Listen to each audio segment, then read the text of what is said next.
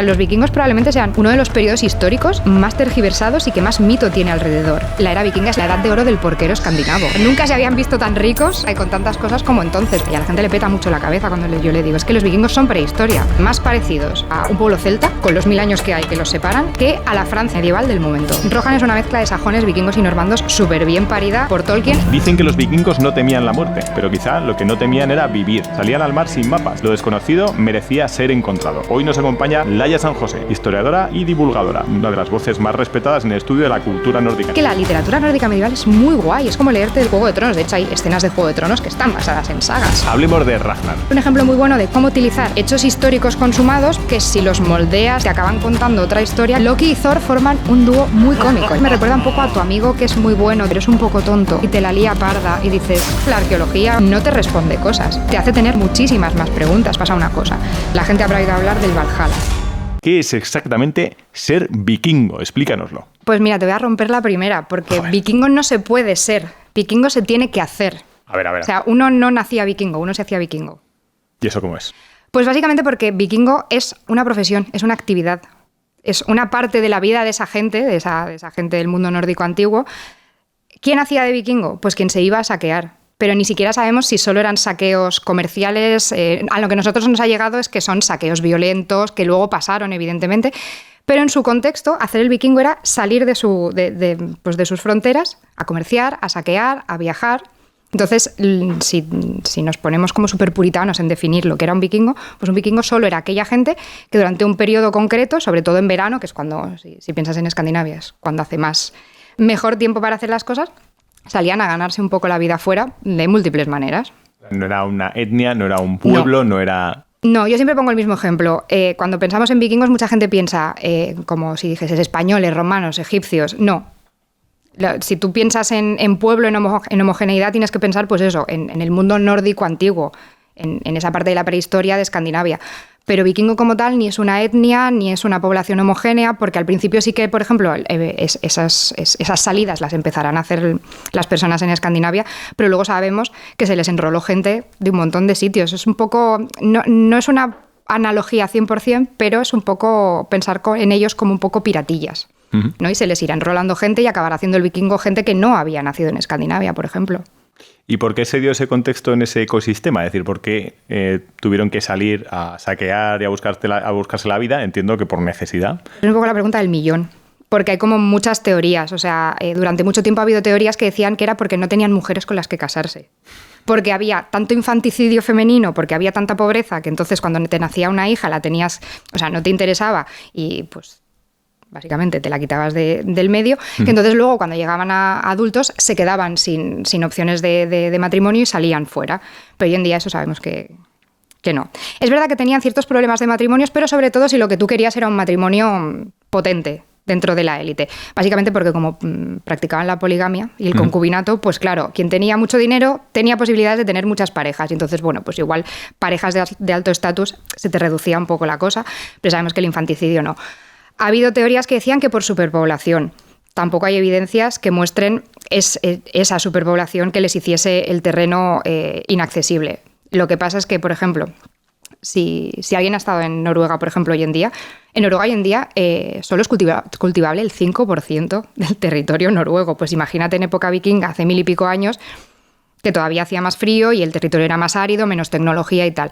Seguramente empezaron a salir por interés de encontrar sitios mejores donde vivir, seguramente, a ver qué hay por ahí que nos pueda servir y sobre todo para hacerse ricos.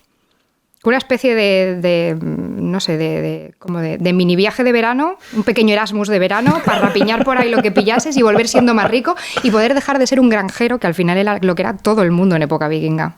O sea, un vikingo en vacaciones era vikingo. Durante el año era porquero. Eso era granjero sí. Puteado, por decir algo. De hecho, en uno de los artículos que estuve leyendo para escribir el libro, me gustó mucho la frase y la metí en el libro que decía que la era vikinga es la edad de oro del porquero escandinavo. O sea, nunca se habían visto tan ricos y con tanta pasta y con tantas cosas como entonces, pero al final surge un poco de la necesidad de vivir en un territorio muy fastidiado, realmente, y de querer de querer aspirar a más cosas y tener más cosas. Después hubo historias de vikingos nórdicos que acabaron viviendo en otros sitios y se han generalizado. Sí. poblaciones de vikingos, entre comillas? Por ejemplo, los normandos. Eso es. O sea, la creación de Normandía a mí es un ejemplo que me hace bastante gracia y me parece súper no sé, identificativo de lo que eran en realidad, gente además increíblemente pragmática, o sea, nos los imaginamos, ¿sabes?, con todo ese aura de epicidad y súper paganos y súper no sé qué, y al final, bueno, pues esta gente empieza a hacer pues sus saqueos, cada vez más lejos, cada vez más organizados, cada vez más militarizados, y bueno, pues llega un momento que les parece bien saquear una y otra vez esa parte de lo que hoy sería Francia. Tanto que el rey del momento les dice, mira chicos, yo estoy hasta las narices de vosotros, no puedo más, cada año igual me pedís dinero, os pagamos un rescate para que no volváis y volvéis otra vez.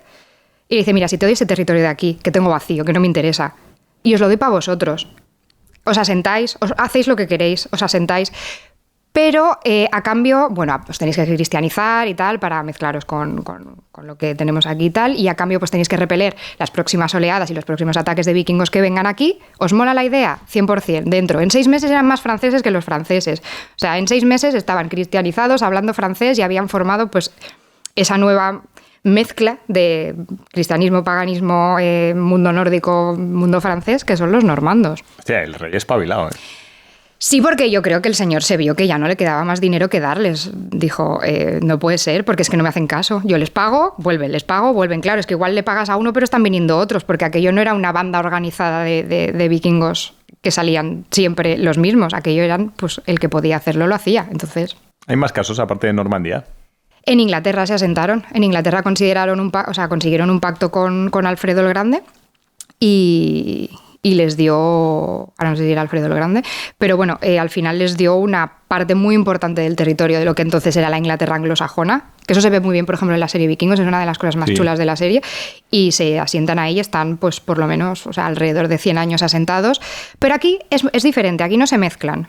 O sea, aquí, bueno, pues habrá mezclas y habrá intercambios y habrá cosas, pero ellos sí que hacen un pequeño estado dentro de lo que sería la Inglaterra anglosajona, pues ellos crean su pequeño estado, que es el Danelaw, la ley danesa, básicamente.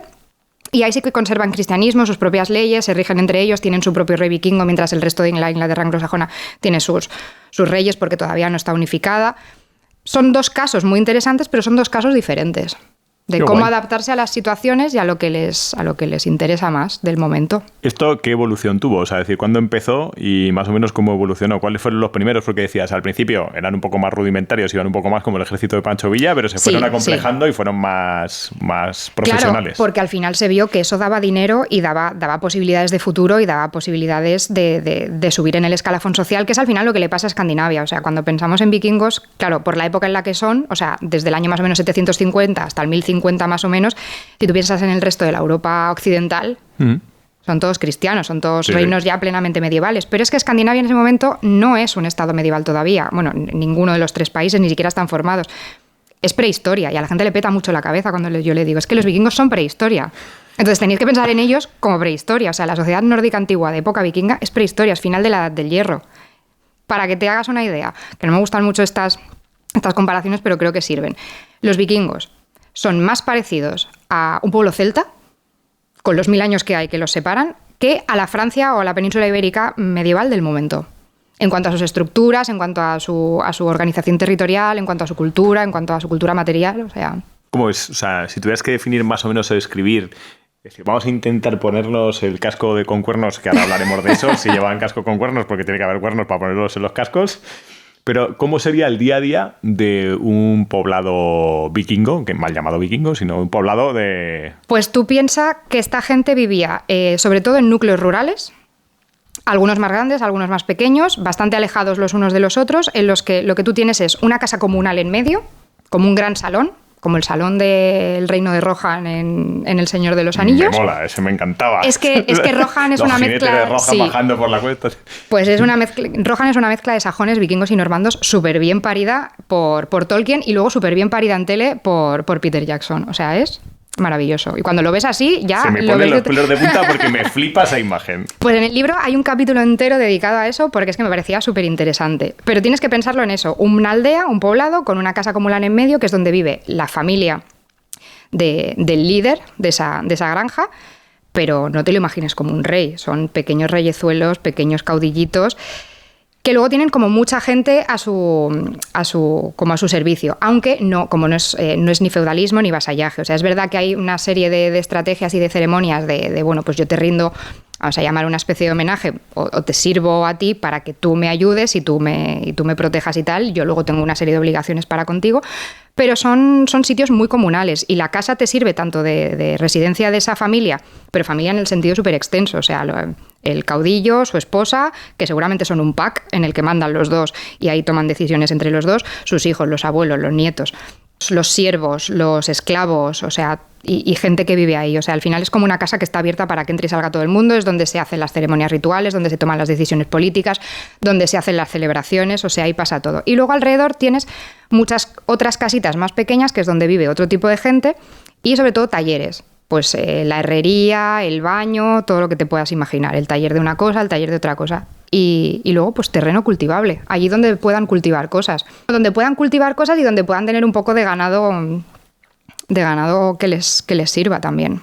¿Qué tal van de tecnología? Porque hacían armas y tal, pero claro, era en prehistoria también, pero... Claro, o sea, lo que son es una sociedad de la Edad del Hierro, entonces tienen una tecnología pues acorde a su momento, digamos, a su momento histórico. Sobre todo utilizan el hierro y producen armas, pero por ejemplo muchas veces... el hierro lo importan de otros sitios porque el hierro en Escandinavia no es de gran calidad y muchas veces también, como les molaban mucho, o sea, en el momento en el que empiezan a salir, les flipan muchísimo las armas, por ejemplo, de lo que sería el Imperio Franco o el Imperio Carolingio, pues empiezan a comprarles a ellos las hojas de las espadas. ¿Qué tenían esas hojas que les flipaban tanto? Mejor calidad de hierro seguramente y mejor producción en sí del arma, pero se las llevaban a Escandinavia y les ponían su pomo, bueno, las hacían como a su gusto, las nordificaban un poco. ¿No? Es como que, sí, que parezcan mías. Por ejemplo, les gustan mucho, o sea, en el momento en el que empiezan a salir, y es verdad que contactos comerciales tienen desde muchísimo antes del inicio de la era vikinga, o sea, antes del siglo VIII, en Escandinavia la gente sabe lo que tiene alrededor, ha comerciado con ellos, se ha peleado con ellos, o sea, quiero decir, saben lo que hay, pero es verdad que el hecho de que a partir de mediados del siglo VIII, a partir del año 750 más o menos, la tecnología de sus barcos se desarrolle una barbaridad, y consigan las naves, pues más pepino del momento, por decirlo... O sea, hicieron los pepinos de la navegación mundial. Sí, de hecho, por ejemplo, si tú vas a Escandinavia y te encuentras un pueblecito, yo que sé, costero, si son barcos muy antiguos, siguen teniendo esa forma de casco trincado que bueno, le falta una cabeza de dragón para ser un barco vikingo, pero la forma es la de un barco vikingo. O sea, desarrollaron un tipo de barco que les permitía no solo ir muy lejos, sino ir muy rápido. O sea, había algún tipo de barco que lo podías cargar hasta los topes de bienes, de mercancías, de lo que fuese, pero también podías tener barcos hiperligeros que llegaban a la orilla y era salir, poner un pie, saquear la ciudad o el monasterio, lo que fuese, y salir corriendo. Otra vez nos han contado mal la historia. Y esto pasa un mogollón de veces porque se dicen las cosas sin datos o se dice por intereses. Y esto pasa igualmente en las empresas. Lo he encontrado cientos de veces que se cuentan historias mal contadas, con falta de datos. Por eso, esta semana te envío una herramienta muy sencilla en la newsletter para detectar tus creencias limitantes históricas, como las de los vikingos. Todos los jueves, newsletter gratuita. No te lo pierdas. ¿Qué tenían esos barcos? ¿Era la quilla? Bueno, no tengo ni idea de barcos. Básicamente es que hasta entonces no tienen vela los barcos. O sea, la vela existe en otros tipos de barcos y van a remo. Pero a partir del 750 desarrollan la forma de ponerle la quilla al barco, a partir de ahí pues puedes ponerle un mástil, puedes ponerle una vela y eso te permite llegar mucho más lejos, porque hasta entonces lo que hacían era sobre todo navegación de cabotaje, que, a ver, haciendo la navegación de cabotaje puedes llegar muy lejos. Cabotaje quiere decir que tienes que ir que vas de un punto a otro y vas haciendo paraditas y tal, pero a partir de este momento, claro, la vela te facilita muchísimo el viaje, porque no necesitas estar remando todo el rato, te puede llevar mucho más lejos y claro, ahí se les abre un mundo, se les abre como un mundo de posibilidades y de hecho, o sea, al final nos quedamos con ellos mucho con la imagen o con su faceta de guerreros, pero su faceta de comerciantes y exploradores es muy loca y probablemente no tiene comparación en su momento. O sea, son gente que llega a conocer y que llega a convivir de alguna forma con un montón de pueblos y de sociedades súper lejos. O sea, interceptan la ruta de la seda, llegan a Afganistán, llegan a Bagdad. Fíjate, lorito. Claro, o sea... Yo no sabía que habían ido tan lejos. No, llegan muy, muy lejos. O sea... por ejemplo, los contactos con el Imperio Bizantino son constantes y, de hecho, bueno, al emperador bizantino llega un momento en el que le gustan estos señores que vienen de lejos y dice, ¿os molaría ser mi guardia personal? Y funda la Guardia Varega, que está formada sobre todo por vikingos que llegan hasta allí. Bueno, pues es una forma muy guay de ganar dinero muy rápido. Trabajas unos cuantos años para el emperador bizantino como su guardia personal, te forra dinero y luego vuelves siendo el putísimo amo. Básicamente. Sí. Que tenía que molar. ¿Eran especialmente grandes, fuertes para ser la guardia pretoriana de este señor? ¿Eran peña que sabía pelear de alguna manera? A ver, seguramente lo que llegaba allí sí que era gente ya formada. O sea, tú piensas que es lo que hablábamos antes. Al principio estos primeros saqueos son tal cual en la serie Vikingos. 3 tíos, 4 tíos, 5 tíos, bastante muertos de hambre seguramente, que consiguen tener un barco. O sea, esto en la serie que te construyen el barco en 3 días y una sola persona, pues va a ser que no. Complicado. Muchas veces los alquilan, o sea, en las sagas, por ejemplo, te cuentan que los barcos se prestan y se alquilan. O sea, que hay gente que no tiene un barco propio, sino que, pues bueno, pues voy a hacer esto, pues igual que me cojo una mini camper para irme de vacaciones, pues me alquilo un barco y dijeron, a ver qué encontramos, a ver dónde vamos, a ver qué tal. Hay que estar jodidos de cojones. Que es que tú, o sea, tú piensas en Escandinavia en invierno. He estado en Finlandia en invierno, se hace difícil. Bueno, se me hace difícil pensar en salir en un barco desde Finlandia. Claro, y además piensa que son barcos que no tienen cubierta, o sea, eso es... estás expuesto todo el viaje, si te llueve, si te nieva, o sea, quiero decir, es como muy loable lo que hacían porque es muy arriesgado y es muy peligroso y seguramente palmaba mucha gente, muchos barcos no volvían, pero bueno, el hambre aprieta, dicen, ¿no? Pues seguramente. Pero de esas primeras expediciones que salieron bien, claro, la cosa va como subiendo, ¿no? De escalafón, y es como también pues esos primeros líderes, esos pequeños caudillos que hay aquí y allá, pues van viendo que eso es una gran forma de hacerse cada vez más ricos, y hacerte cada vez más rico significa que puedes tener más gente a tu disposición porque puedes darle dinero a la gente, puedes tener más gente que esté, bueno, pues la gente que está en tu círculo, y al final eso se acaba convirtiendo en grandes expediciones. Que me imagino, entiendo, que si se dedicaban al comercio a tope, iban viendo el mundo, además tíos o tías que iban dando vueltas, que ahora hablaremos si eran los tíos o las tías los que iban dando vueltas, si era una sociedad matriarcal o no, hablaremos de esas movidas, pero imagino que teniendo contactos con la ruta de la seda, con Afganistán, con no sé dónde, tal, pues al final sería gente que ha visto mundo, y ver mundo en general es bueno. ¿En qué momento dijeron, espera, te lo intercambio? No, ¡pua! Te pego una leche y me lo llevo. Pues allá donde pudieron, seguramente. O sea, a mí me gusta mucho pensar en los vikingos o la sociedad nórdica antigua como una sociedad increíblemente pragmática. O sea, allí donde se pudo, pues lo hicieron. Y donde no, pues no. O sea, por ejemplo, los vikingos pasaron por la península ibérica varias veces y la península ibérica se les dio fatal. O sea, aquí no se comieron un colín. ¿Y eso? Pues porque supongo que pasan en un momento en el que la península ibérica ya tiene suficiente con lo que tiene dentro y dice, no estamos para aguantar a los que vienen fuera. Estamos hablando que estaban ahí... Claro, siglos 8, 9, 10, 11, sí. Pues que si reconquista por aquí, que si reconquista por allá, los reinos cristianos por arriba, los reinos musulmanes por abajo, pegándose entre ellos, dicen, ¿un tercero? Ni de coña. De hecho, además, consiguen, para repelerlos, consiguen juntar a 2 reinos que se están peleando entre ellos, que es como, vamos a parar este momento... Vamos a echar a esta gente y luego nos seguimos peleando. O sea, triangularon. Dijeron, sí. Y al final pues los vikingos lo intentaron varias veces y dijeron, mira, pues no, en Francia pues se les dio mejor, por ejemplo, en otros sitios se les dio mejor. También es verdad que no siempre buscan ese enfrentamiento, o sea, al final... Luego hay otro tipo de expediciones que ni siquiera son comerciales, son expediciones de exploración, a ver qué nos encontramos. Y bueno, pues a ellos les debemos pues esos primeros pasos también, por ejemplo, por América del Norte, por el continente americano, que es pura exploración porque no saben a lo que van. Joder. O sea, al continente americano se sabe por dónde llegaron, sería por el norte. Seguramente de expediciones que tenían base o salían de Finlandia a Groenlandia y de Groenlandia a la zona de Terranova en el Labrador, que sí, parece que está muy lejos, pero si tú tienes un mapa delante, sí, es lo más cercano. Están súper cerca. Y aquello tampoco se les dio demasiado bien. No sabemos si porque las sagas dicen que porque se encontraron con la población nativa americana que vivía allí en aquel momento y dijeron, no mi ciela, aquí hay cuatro ovejas y 4 cosas, contigo no. O porque realmente no les rentó ese camino tan largo para lo que luego podían allí conseguir una vez asentados. ¿Se sabe si por dónde intentaron entrar en España? Es que la rodearon entera. Le dieron la vuelta viendo, si tú piensas en Francia, o sea, pues pasando desde Francia, pues toda la cornisa cantábrica, Galicia, todo por Portugal pasaron, saquearon Lisboa, llegaron a Sevilla, pasaron por Algeciras y remontaron Mediterráneo. No saben lo que se han perdido los vikingos.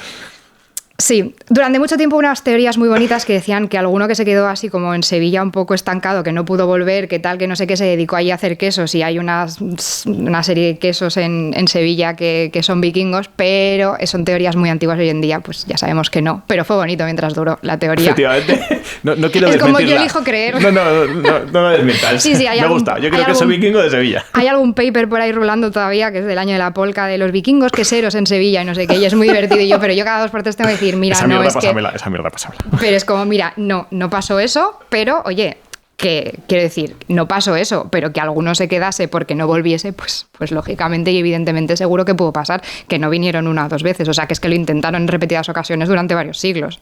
Lo que pasa es que con escaso éxito. Estamos hablando de los 3 muertos de hambre que alquilaron un barco. Claro, eso me preguntabas. Eran todos...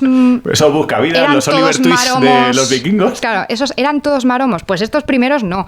Pero seguramente a medida que todo esto se haga más grande, se militarice y sobre todo se profesionalice, sí habrá personas en época vikinga que se dediquen a entrenar y a estar fuertes para dedicarse a la lucha de forma profesional. O sea, lo que al principio empieza como algo esporádico sí que puede terminar, o sí que terminó como ejércitos bien dotados, con una organización, con una jerarquización, y evidentemente eso te predispone a tener una serie de características físicas. No es lo mismo que si tú pues te pegas los fines de semana y en agosto, a si te estás pegando todos los días y tienes que entrenar para ello. Pero claro, eso no aplica al total de la población. Entonces solemos verlos porque los productos culturales nos los han como traspasado así, como rubios, de ojos azules, altísimos, o sea, de gimnasio, así, como tíos petadísimos, y bueno, pues algunos sí, pero los análisis genéticos que se han encontrado pues haciendo pruebas osteológicas y demás en cementerios nos dicen que había un poquito de todo, la verdad. Como hoy en día, vaya. Estaba variado, en color de pelo, en color de ojos, en estatura, en complexión, en todo. Me entiendo que serían también más pequeños como ha sido toda la población mundial que ha ido Claro, eran creciendo. altos para su época, pero eran más bajos de lo que hoy en día es la gente en Escandinavia, que lógicamente eso pasa, o sea, si tú viajas, o sea, yo que soy súper bajita, a mí esa gente me parece todos gigantes, sí, o sea, quiero decir, a mí no me hablan en sueco cuando voy a Suecia, porque, o sea, esta no es sueca. Seguro que no es sueca. Ni de coña es sueca, porque mide 15 centímetros menos que todos nosotros. ¿Han utilizado esto los países escandinavos como para darle un rollete a sus países? Pues te diría que lo han usado menos ellos que otros. ¿Sí? Sí. Sí, o sea, por ejemplo, a ver, lógicamente es su historia, quiero decir, es como, bueno, pues claro que la usan, pero yo creo que no la han usado con tanta carga ideológica o política como sí que la han utilizado otras naciones, otros países, sobre todo en el siglo XIX o a lo largo del siglo XX, como Alemania, Inglaterra, Estados Unidos, cuando decidió que ellos no eran católicos y latinos, sino que eran protestantes y escandinavos. Pues cosas así. Coño, es verdad. Es un interesante tirabuzón mental el de... Sí, no había caído es un en triple absoluto. mortal bastante interesante. O sea, el de ¿cómo Estados es? Así Unidos. por entenderlo brevemente y que nos entiendan los que nos escuchan. Pues una idea de olla muy grande. Pues claro, tú tienes que pensar que estamos en el siglo XIX. El siglo XIX es un siglo maravilloso, pero de ahí viene la mayoría de nuestros problemas hoy en día, ¿no? Es como... Muchas ideas de pelota, ¿no? En el siglo XIX. Sí. O sea, claro, al final el siglo XIX es un siglo... esas cosas. Claro, romanticismo y nacionalismo son un combo breaker. O sea, muy heavy, muy heavy. Me lo temía. Esto pasa, puede volver a pasar. Ver, pasa en todas partes. Bueno, y de hecho lo estamos viendo hoy en día, que hay ciertos revivals cada cierto tiempo de ciertas ideas, ¿no? Estados Unidos en el siglo XIX, bueno, pues tiene ahí... A ver, todo viene porque en el siglo XIX se desarrollan teorías... Es que esto es largo, ¿no? Pero así, Vamos, tenemos tiempo. Intentando resumirlo. En el siglo XIX, digamos que empiezan a emerger cosas que hoy en día consideramos ciencia, que hasta entonces pues no lo eran. O sea, la arqueología, la historia, quiero decir, empiezan a tener, pues hay un corpus de formación, una entidad científica y tal. Y bueno, pues aparece por ahí una cosa que es el racismo científico. Que bueno, pues en el siglo XIX hay una serie de señores, porque siempre son señores en estos casos, que deciden, bueno, pues que la humanidad se divide en razas, que hoy en día es un término absolutamente superado para hablar de poblaciones humanas, podríamos hablar de etnias, pero de razas no. Pero lo peor no es dividirlo en razas, es piramidar o jerarquizar esas razas. Y por supuesto, a la cabeza de esas razas está el hombre blanco occidental. Pero es que ni siquiera todos los blancos son igual de guays. Los blancos más guays son el norte de Europa. Porque en un triple tirabuzón mortal también lo enlazan con todas esas teorías arias de la superioridad física de los arios, que luego lo cogerían, por ejemplo, pues el nacionalismo alemán, el nazismo y demás. Y bueno, pues entonces en aquel momento todo el mundo quiere ser ese cachito de arriba de la pirámide, ¿sabes? O sea, tú dirías, bueno, norte de Europa entendemos que pues Escandinavia. No, los alemanes dicen, nosotros también somos norte de Europa. Llegan los ingleses y dicen, no, nosotros también somos norte de Europa. Llegan los estadounidenses y dicen, no, nosotros también somos norte de Europa porque venimos de ahí. Y bueno, pues es un momento en el que Estados Unidos está recibiendo muchísima inmigración, porque hace relativamente poco tiempo ha terminado pues la conquista del oeste, tienen ahí como muchísimo territorio en el medio de Estados Unidos que hay que poblar. Y bueno, pues la puerta de la inmigración se ha abierto. Y al principio bien. Pero luego empiezan a ver que les está llegando gente que no les interesa demasiado. Pues gente italiana, del sur de Europa, del este de Europa. Esa gente que no les gusta. Y dicen, hombre, vamos a empezar a hacer aquí unas leyes para permitir o facilitar la inmigración. A ver, no te lo dicen así, pero son leyes que, por la forma en la que están hechas, facilitan la inmigración de los territorios escandinavos en detrimento de la inmigración del sur de Europa o del este de Europa. Y lo van a ligar todo a que en realidad ellos son descendientes de los vikingos y no de pues, Cristóbal Colón y toda esta vaina católica que no nos interesa para nada, porque en el año 1000 un señor vikingo que se llamaba Leif Erikson puso durante 17 días un pie en Norteamérica, en lo que hoy sería Norteamérica, pero es que ni siquiera es en Norteamérica, es en Canadá, donde puso un pie. Bien, al hombre se le dio bien. Entonces, bueno, es una mezcla muy heavy y es un ejemplo muy bueno de cómo utilizar la historia, cómo utilizar hechos históricos consumados, pero que si los moldeas y los manejas como a ti te vienen bien, te acaban contando otra historia que a ti te viene bien para sustentar ciertas ideas políticas e ideológicas. Y claro, de hecho, bueno, pues idas de olla como poner el 9 de octubre como el día de Leif Erikson en honor al verdadero descubridor de América. Y no ese Cristóbal Colón, que es latino y católico, que no nos interesa, que nosotros somos más blanquitos y más protestantes. Y de hecho es un día que no tenía... A ver, es un día que te echas unos jajas, pero se les fue mucho la olla. O sea, hay más estatuas de Leif Erikson en Estados Unidos que en Escandinavia. Escandinavia no tiene estatuas de Leif Erikson. Hay una en Islandia y se la regaló Estados Unidos. Toma, coño, que te la pongas. Claro, póntela. No quiero que te la pongas. Es como, toma un regalo. El día de Leif Erikson, el 9 de octubre, se considera el día de Leif Erikson. Y bueno, pues es un día de jajas, pero es un día que han refrendado como varios presidentes. Hacía mucho tiempo que no, porque la cosa atufaba ya bastante rancia, hasta que el otro día, pues Donald Trump volvió a decir que el día 9 de octubre era el día de Leif Erikson, porque... No defrauda. No, da igual lo que haga. El asalto al Capitolio con un señor con casco con cuernos y tatuajes vikingos... Viene por ahí el rollo. Claro, al final, todas estas ideas supremacistas de considerar unas personas mejores que otras se siguen utilizando hoy en día para un montón de propósitos. Y hay muchísima gente que sigue pues anclada a todas estas cosas. Y los vikingos, pues los pobres, sin comerlo ni beberlo, pues han terminado, claro. O sea, el norte de Europa se considera lo mejor, lo más blanco, lo más fantástico y lo más estupendo. ¿Y quiénes son los herederos directos de eso? La gente que vive en el norte de Europa hoy en día. ¿Y quiénes son sus antepasados? Pues si juntas todas esas ideas nacionalistas y todas esas ideas románticas, te viene a la cabeza, pues, los valerosos, estupendos y fantásticos vikingos, que son pues ejemplo de heroicidad, de pues esas historias de leyenda y tal, que en verdad pues tampoco era todo así, pero bueno, eso es lo que ha llegado.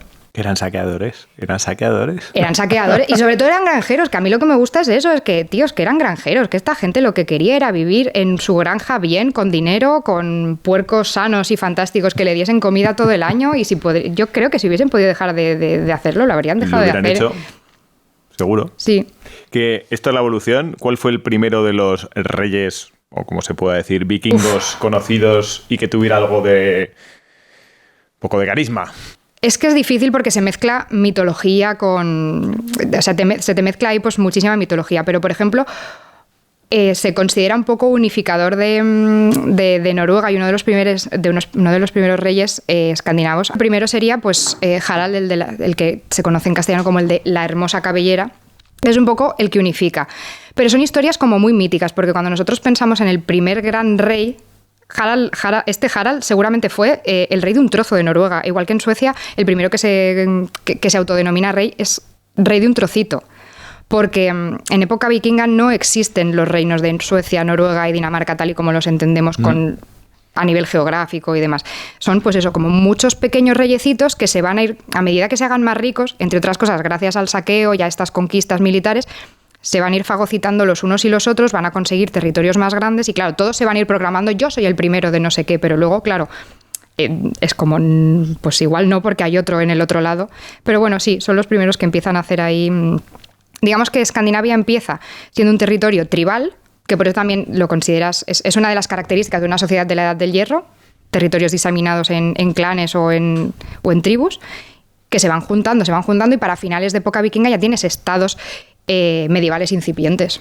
Tienes ahí pues la era vikinga es un periodo súper interesante porque en realidad es un periodo bisagra.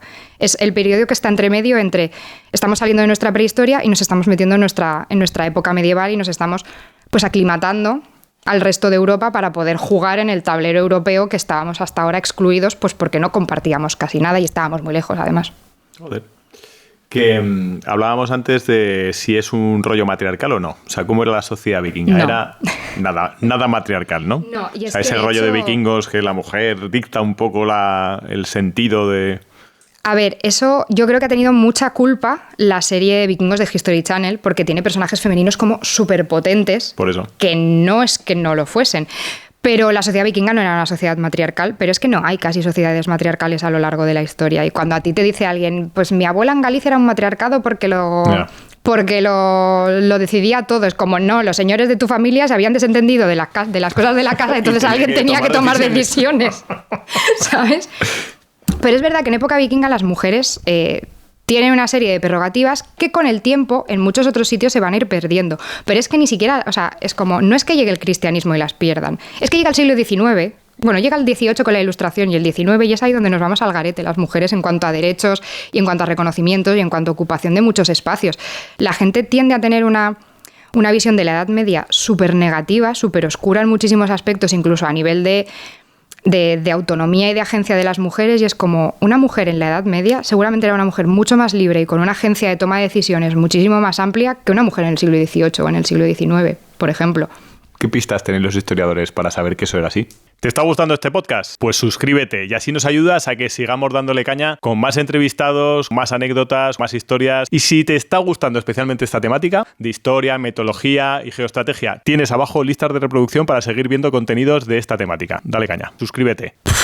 Arqueología y fuentes literarias. Y hay una cosa muy interesante que, por ejemplo, son las fuentes notariales, y en época medieval hay mucha fuente notarial ya en la que, gracias a compraventa de territorios o de bienes o testamentos, ves que quien ahí estaba negociando y quien ahí estaba haciendo las cosas y la dueña de ciertas cosas eran las mujeres. Y, por ejemplo, con el tema de los divorcios, claro, parece que la gente, como hemos vivido muchos años en los que la gente no se podía divorciar, parece que eso venía desde siempre. Y es como en la Edad Media la gente se divorciaba por muchos motivos y múltiples motivos. Es verdad que cuando te controla la Iglesia, que es la que te está poniendo los matrimonios, pues vas a tener que pasar por el aro de la Iglesia para divorciarte, pero la gente se divorciaba en época medieval y en época vikinga también la gente se divorciaba. Joder. Las mujeres se divorciaban y lo podían pedir ellas. Y por muchos motivos, pues desde que tu marido fuese un borracho que no estaba en casa y no hacía absolutamente nada, o tu marido no sabía administrar el dinero de la hacienda y aquello se estaba volviendo insostenible, a tu marido te pegaba, había malos tratos, o lo que hoy consideramos violencia de género de por medio, mi marido no me satisface sexualmente, con lo cual me voy a divorciar. Porque, y entendemos que ahí el subtexto es, a mi marido no se le levanta y no podemos tener hijos, o aquí está pasando algo y no podemos tener hijos, que es para lo que nos hemos casado. No solo no me satisface a nivel placentero. Sí. Pero por las fuentes también sabemos que, por ejemplo, a nivel sexual, que es algo que no se suele tocar demasiado, en el mundo nórdico antiguo el placer sexual femenino era importante y se tenía en cuenta. Es como... Parece que todo se fue al garete en la Edad Media porque llegó la Iglesia y para nada es así. O sea, la Iglesia puso otras normas encima de la mesa, pero es verdad que todas esas cosas que nos aplican a las mujeres sobre todo a partir del Concilio de Trento, a partir del 16, 17, 18 y sobre todo el 19 es cuando la cosa se nos complica en muchos aspectos. Pero sí, claro, si lo comparas con ciertas cosas, el mundo vikingo era mucho más abierto para ciertas cosas, incluido pues todo lo que tenía que ver con las mujeres. Flipo. No era un matriarcado, pero sabemos que las mujeres tomaban decisiones, sabemos que las mujeres podían ser muy respetadas dentro de sus comunidades y, de hecho, hoy en día es curioso porque 2 de los hallazgos arqueológicos más brutales que se han encontrado jamás, militar y no militar, ahí dentro hay enterradas mujeres, no hombres. ¿Dónde está eso? De la guerrera de Birka, que es una tumba que se encontró en el siglo XIX. Y bueno, como tiene una panoplia militar que flipas, o sea, tiene varias espadas, escudos, caballos, juegos de piezas de una especie de juego de ajedrez que tenían ellos, que se considera pues un juego de estrategia militar. O sea, todas las pistas apuntaban a alguien dedicado a la guerra de élite. Claro, llega el siglo XIX y ¿qué consideran? Pues es un tío, 100%. llega a los años 70, 80. Hostia, que no. Y algunas pruebas que se han hecho estos últimos años y la ciencia te dice que, bueno, testando el ADN y los huesos, eso era una mujer. Joder. ¿Qué rol tenía? No lo sabemos, quiero decir. Pero estaba ahí. Pero estaba ahí y toda esa panoplia está con ella. Y luego el barco de Oseberg, que es el barco funerario más guay que se ha encontrado nunca, porque es que es increíblemente espectacular, porque es que está entero, o sea, está el 90% de la se pudo reconstruir, se puede visitar en Noruega, bueno, ahora no porque el museo está cerrado, porque lo están reformando, pero el 95% de la madera de ese barco es madera original. O sea, es increíble. Y ahí había de todo, o sea, caballos, todo lo que se te ocurra, y a nivel súper ostentoso, pues brutal. O sea, es el enterramiento más impresionante que se ha encontrado hasta la fecha, y yo dudo que se encuentre algo parecido. Pues dentro hay 2 mujeres enterradas. Entonces es como... Sabemos que las mujeres podían alcanzar cotas de reconocimiento y cotas de poder y llegar a esferas militares que no sabemos. Algunos huesos sí que nos indican que las mujeres también luchaban. En el caso de la guerra de Birka no lo sabemos porque los huesos están tan dañados que no se puede hacer análisis, pero hay otros huesos de mujeres enterradas con armas que sus huesos nos indican que tienen lesiones que empezaron a sanar y que no eran causa de la muerte, lesiones de una espada, de un hacha o de cosas así. Entonces, matriarcado, no. Pero era una sociedad patriarcal, o sea, no seguramente, sino con total seguridad, pero que las mujeres tenían agencia y que eran importantes y que participaban en casi todos los ámbitos, pues sí. Pero como casi siempre a lo largo de la historia, es más, otra vez volvemos al siglo XIX, es más ese siglo XIX que nos ha moldeado la mente y nos ha escrito o reescrito una historia en la que las mujeres están ausentes por la propia ideología y los sesgos de la gente que estaba escribiendo historia en ese momento, que no que las mujeres no estuviesen ocupando espacios en todas partes, en cualquier momento de la historia. Flipas. Sí. ¿Qué ritos funerarios tenían y en qué creía esta peña? Esta gente es politeísta, tiene muchos dioses, por lo tanto cristianizarse no les parece un mal plan tampoco, porque total, ya creo en 17 y cada uno me sirve para una cosa, pues sencillo. Me pones el tuyo, ya le rezaré yo para lo que me interese. Rituales funerarios tienen muchos y muy diversos. O sea, tenemos como mucho la imagen esa en la cabeza del barco vikingo en llamas, río abajo. Bueno, pues eso no pasaba, seguramente. Estaba pensando en eso, digo, si no, joder, ¿cómo se conserva el barco ese tan eso bueno? No pasaba, eso no pasaba. A ver, hay barcos funerarios, ¿eh? O sea, hay muchos enterramientos en barcos, pero claro, eso solo se lo puede permitir una parte de la población. Tú no puedes, o sea, cada vez que se te muere alguien, no puedes desechar un barco. Otro barco. Porque, o sea, sabemos que se tardaba años en fabricar un barco. O sea, no meses, años y con mucha gente. O sea, y una cantidad de recursos materiales muy loca. Entonces, no. Hay barquitos más pequeños y si no tienen un barco como tal, ya se apañarán para que parezca un barco. Por ejemplo, son muy típicas las tumbas en las que te entierran y alrededor te ponen unos monolitos de piedra haciendo formita de barco. Tú ya vas en tu barco. Sí. O te ponen una piedrecita rúnica con un barquito. Pues tú ya vas en tu barco. Recuerdo de verlo. Claro, es como, bueno, si no puedo tener un barco físico, igual puedo llegar al más allá en otro tipo de barco. Yo te lo pongo. Y luego tenemos enterramientos de todo tipo, o sea, es que también depende mucho de... hay zonas en las que se crea...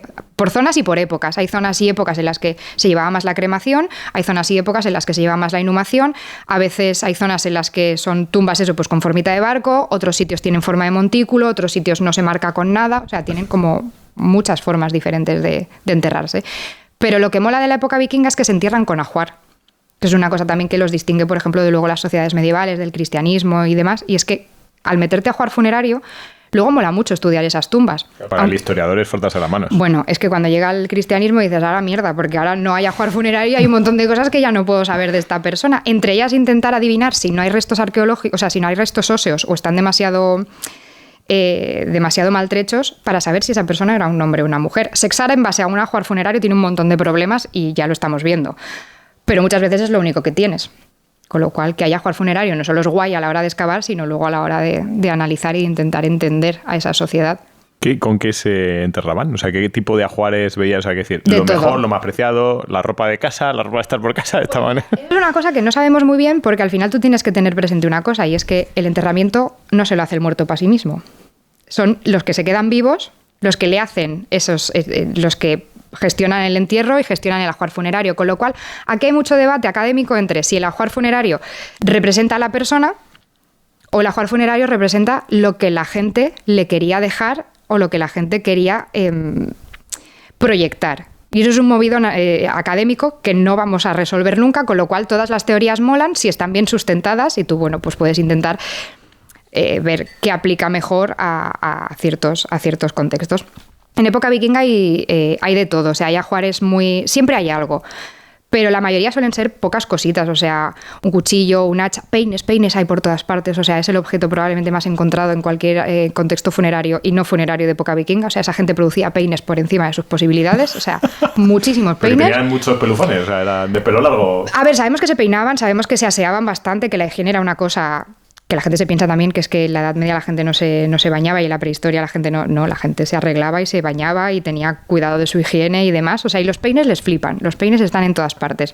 Pero además es que algunos están tan elaborados que dices, esto no es un peine para usarlo cada día, esto es un peine de domingo, es un peine de... Esto es un señor peine. Esto es el peine que te regalan cuando te casas y que no lo usas, ¿no? O sea, a ti te regalan la vajilla, pues a ellos a lo mejor les caía un peine de marfil increíblemente y dices, pues esto para cuando me muera que me lo echen ahí. Hay de todo, hay gente que se entierra con hachas, con joyería, con objetos cotidianos como cosas... objetos textiles, objetos domésticos como objetos de cocina. Lo que pasa es que luego ya cuando la cosa se pone interesante es cuando te encuentras la tumba de alguien con más posibles, porque ahí hay más objetos y ahí sí que ya empiezas a tener un rango de cosas bastante interesante. Claro. Pues eso, desde espadas, caballos, todo tipo de armas, escudos, puntas de flecha. Las mujeres se enterraban mucho en algunas zonas con broches ovales, que son un tipo de broche que se llama broche tortuga, que son así redondos y se ponían aquí, como para aguantar las cintas del vestido que llevaba. Digamos, sí, para aguantar los tirantes del vestido. Y hay algunos que son, muy normalitos, pero hay algunos que son increíblemente, que están súper decorados. Incluso hay algunos que están súper decorados, pero es que además, por ponerte un ejemplo, si la tumba es del siglo, me voy a inventar, pero si la tumba es del siglo X, esos broches son del siglo IX. Y dices, esto es un objeto familiar. Quiero decir, sabemos que muchas cosas... Es el broche de la abuela. Por ejemplo, y pues, ¿por qué te entierras tú y no se lo has pasado a tu hija? O sea, este broche que ha ido pasando de generación en generación, ¿por qué se queda aquí? ¿Por qué ahora se queda aquí? Pues son cosas que no podemos contestar. Muchas veces la arqueología o estudiar historia no te responde cosas. Te hace tener muchísimas más dudas y abrir la mente y tener muchísimas más preguntas. Pero es mucho más guay porque entonces al abrir la mente puedes plantearte muchas más opciones. Te iba a decir, eso me mola más. O sea, si a mí me parece mucho más interesante. Esa lección vamos a pensar qué hace este broche aquí. Es que es lo que pasa, por ejemplo, cuando se descubre o se termina de saber ya 100% que los huesos de la tumba de Birka eran de una mujer. Ostras, ¿esto qué nos dice? Nos abre un montón. A mí no me cierra puertas. A mí me abren muchas incógnitas. Sobre todo porque, por ejemplo, alrededor del hallazgo se empezaron... O sea, cuando se supo que era una mujer, una parte de la comunidad científica, de la comunidad académica, que entonces dijo, bueno, chavales, si es una mujer, entonces no era un guerrero. No iba a la guerra. La máxima la ha dicho usted. Claro, es como, ¿por qué esto te lo planteas cuando los huesos son de una mujer y no te lo planteas cuando los... O sea, si cuando sabíamos o creíamos que los huesos eran masculinos, dábamos por sentado que era un guerrero, alguien de la élite militar, alguien que había luchado, ¿no? ¿Por qué cuando sabemos que son de una mujer, entonces no? Y empiezan toda una serie de teorías de no son los huesos, o sea, son... En realidad las espadas y tal son del marido que se las ha dejado, son del padre, que es como la teoría de la lasaña. Me gusta mucho, que es que en realidad en la tumba no había una mujer, había una mujer y un hombre. Una mujer con un ajuar de mujer y un hombre con su ajuar militar. Pero los pusieron uno encima del otro y entonces el suelo y el tiempo ha sido tan concreto que se ha llevado por delante los huesos del hombre y el ajuar de la mujer y entonces solo quedan los huesos de la mujer y el ajuar del hombre, pero en realidad todo eso era de un hombre. Y dices, si por poder podría haber habido un dinosaurio ahí dentro, pero quiero decir, no lo hemos encontrado, con lo cual... Enrevesadito. Entonces... Mola mucho porque hacerse todas estas preguntas es muy guay. O sea, que una persona tuviese un arma lo convertía en un guerrero. En aquella época que todo el mundo tendría un claro. Cuchillo y una daga en ¿Esta en persona ha luchado o no ha luchado? Son preguntas muy guays, pero que igual también nos las deberíamos hacer cuando el cuerpo es... Independientemente del sexo o del género del cuerpo que nos encontramos. Entonces, muchas veces estos hallazgos que dices, ¡buah! Entonces ahora se demuestra 100% que las mujeres vikingas eran guerreras. Bueno, lo que estamos demostrando ahora es que había mujeres en contextos militares muy elevados. Pero esto lo que nos abre es una serie de preguntas a partir de ahora que hay que intentar contestar que no son categóricas. O sea, cada descubrimiento que nos peta la cabeza no nos cierra un capítulo, es que nos abre 500 más. Y a mí esto es lo que me parece súper guay de la historia y súper guay de estudiar historia y de utilizar la arqueología y un montón de ciencias que te pueden ayudar como complemento en vez de, pues, porque una cosa te rompa los esquemas, Pues pasarte 3 meses llorando por las esquinas porque ahora resulta que las mujeres también iban a la guerra. Pues bueno, yo qué sé. A mí lo que me gusta es que las cosas cambien. Y de hecho mola mucho porque yo en mi primer libro pues escribí sobre mujeres vikingas desde una perspectiva porque no se habían producido ciertos hallazgos arqueológicos. Y ahora en el segundo libro que he escrito, pues he cambiado mucho la visión de las cosas y del discurso porque tengo otras herramientas con las que contarlo. Y a mí eso ¿Los nombres del primer libro y segundo libro? El primero que escribí era quiénes fueron realmente los vikingos y es de 2015, con lo cual todo esto no es que en el libro diga, no, las mujeres no eran guerreras, no, para nada. Pero es verdad que no teníamos ciertos hallazgos arqueológicos que nos demostraban que había mujeres en contextos bélicos. Pero el segundo, el de ahora, que es La huella vikinga, claro, es un libro que escribí a lo largo de 2024, con todos los últimos papers y toda la última investigación arqueológica disponible, con lo cual la visión en ciertas cosas cambia mucho. Y a lo mejor si escribo uno, el próximo, dentro de 7 años o 10 años o 15 años, haya cosas que estén obsoletas. Y eso no es hacer mala historia. Es todo lo contrario. O sea, y no es por echarme flores a mí, es por echarle flores a cualquier historiador o cualquier historiadora que lo haga.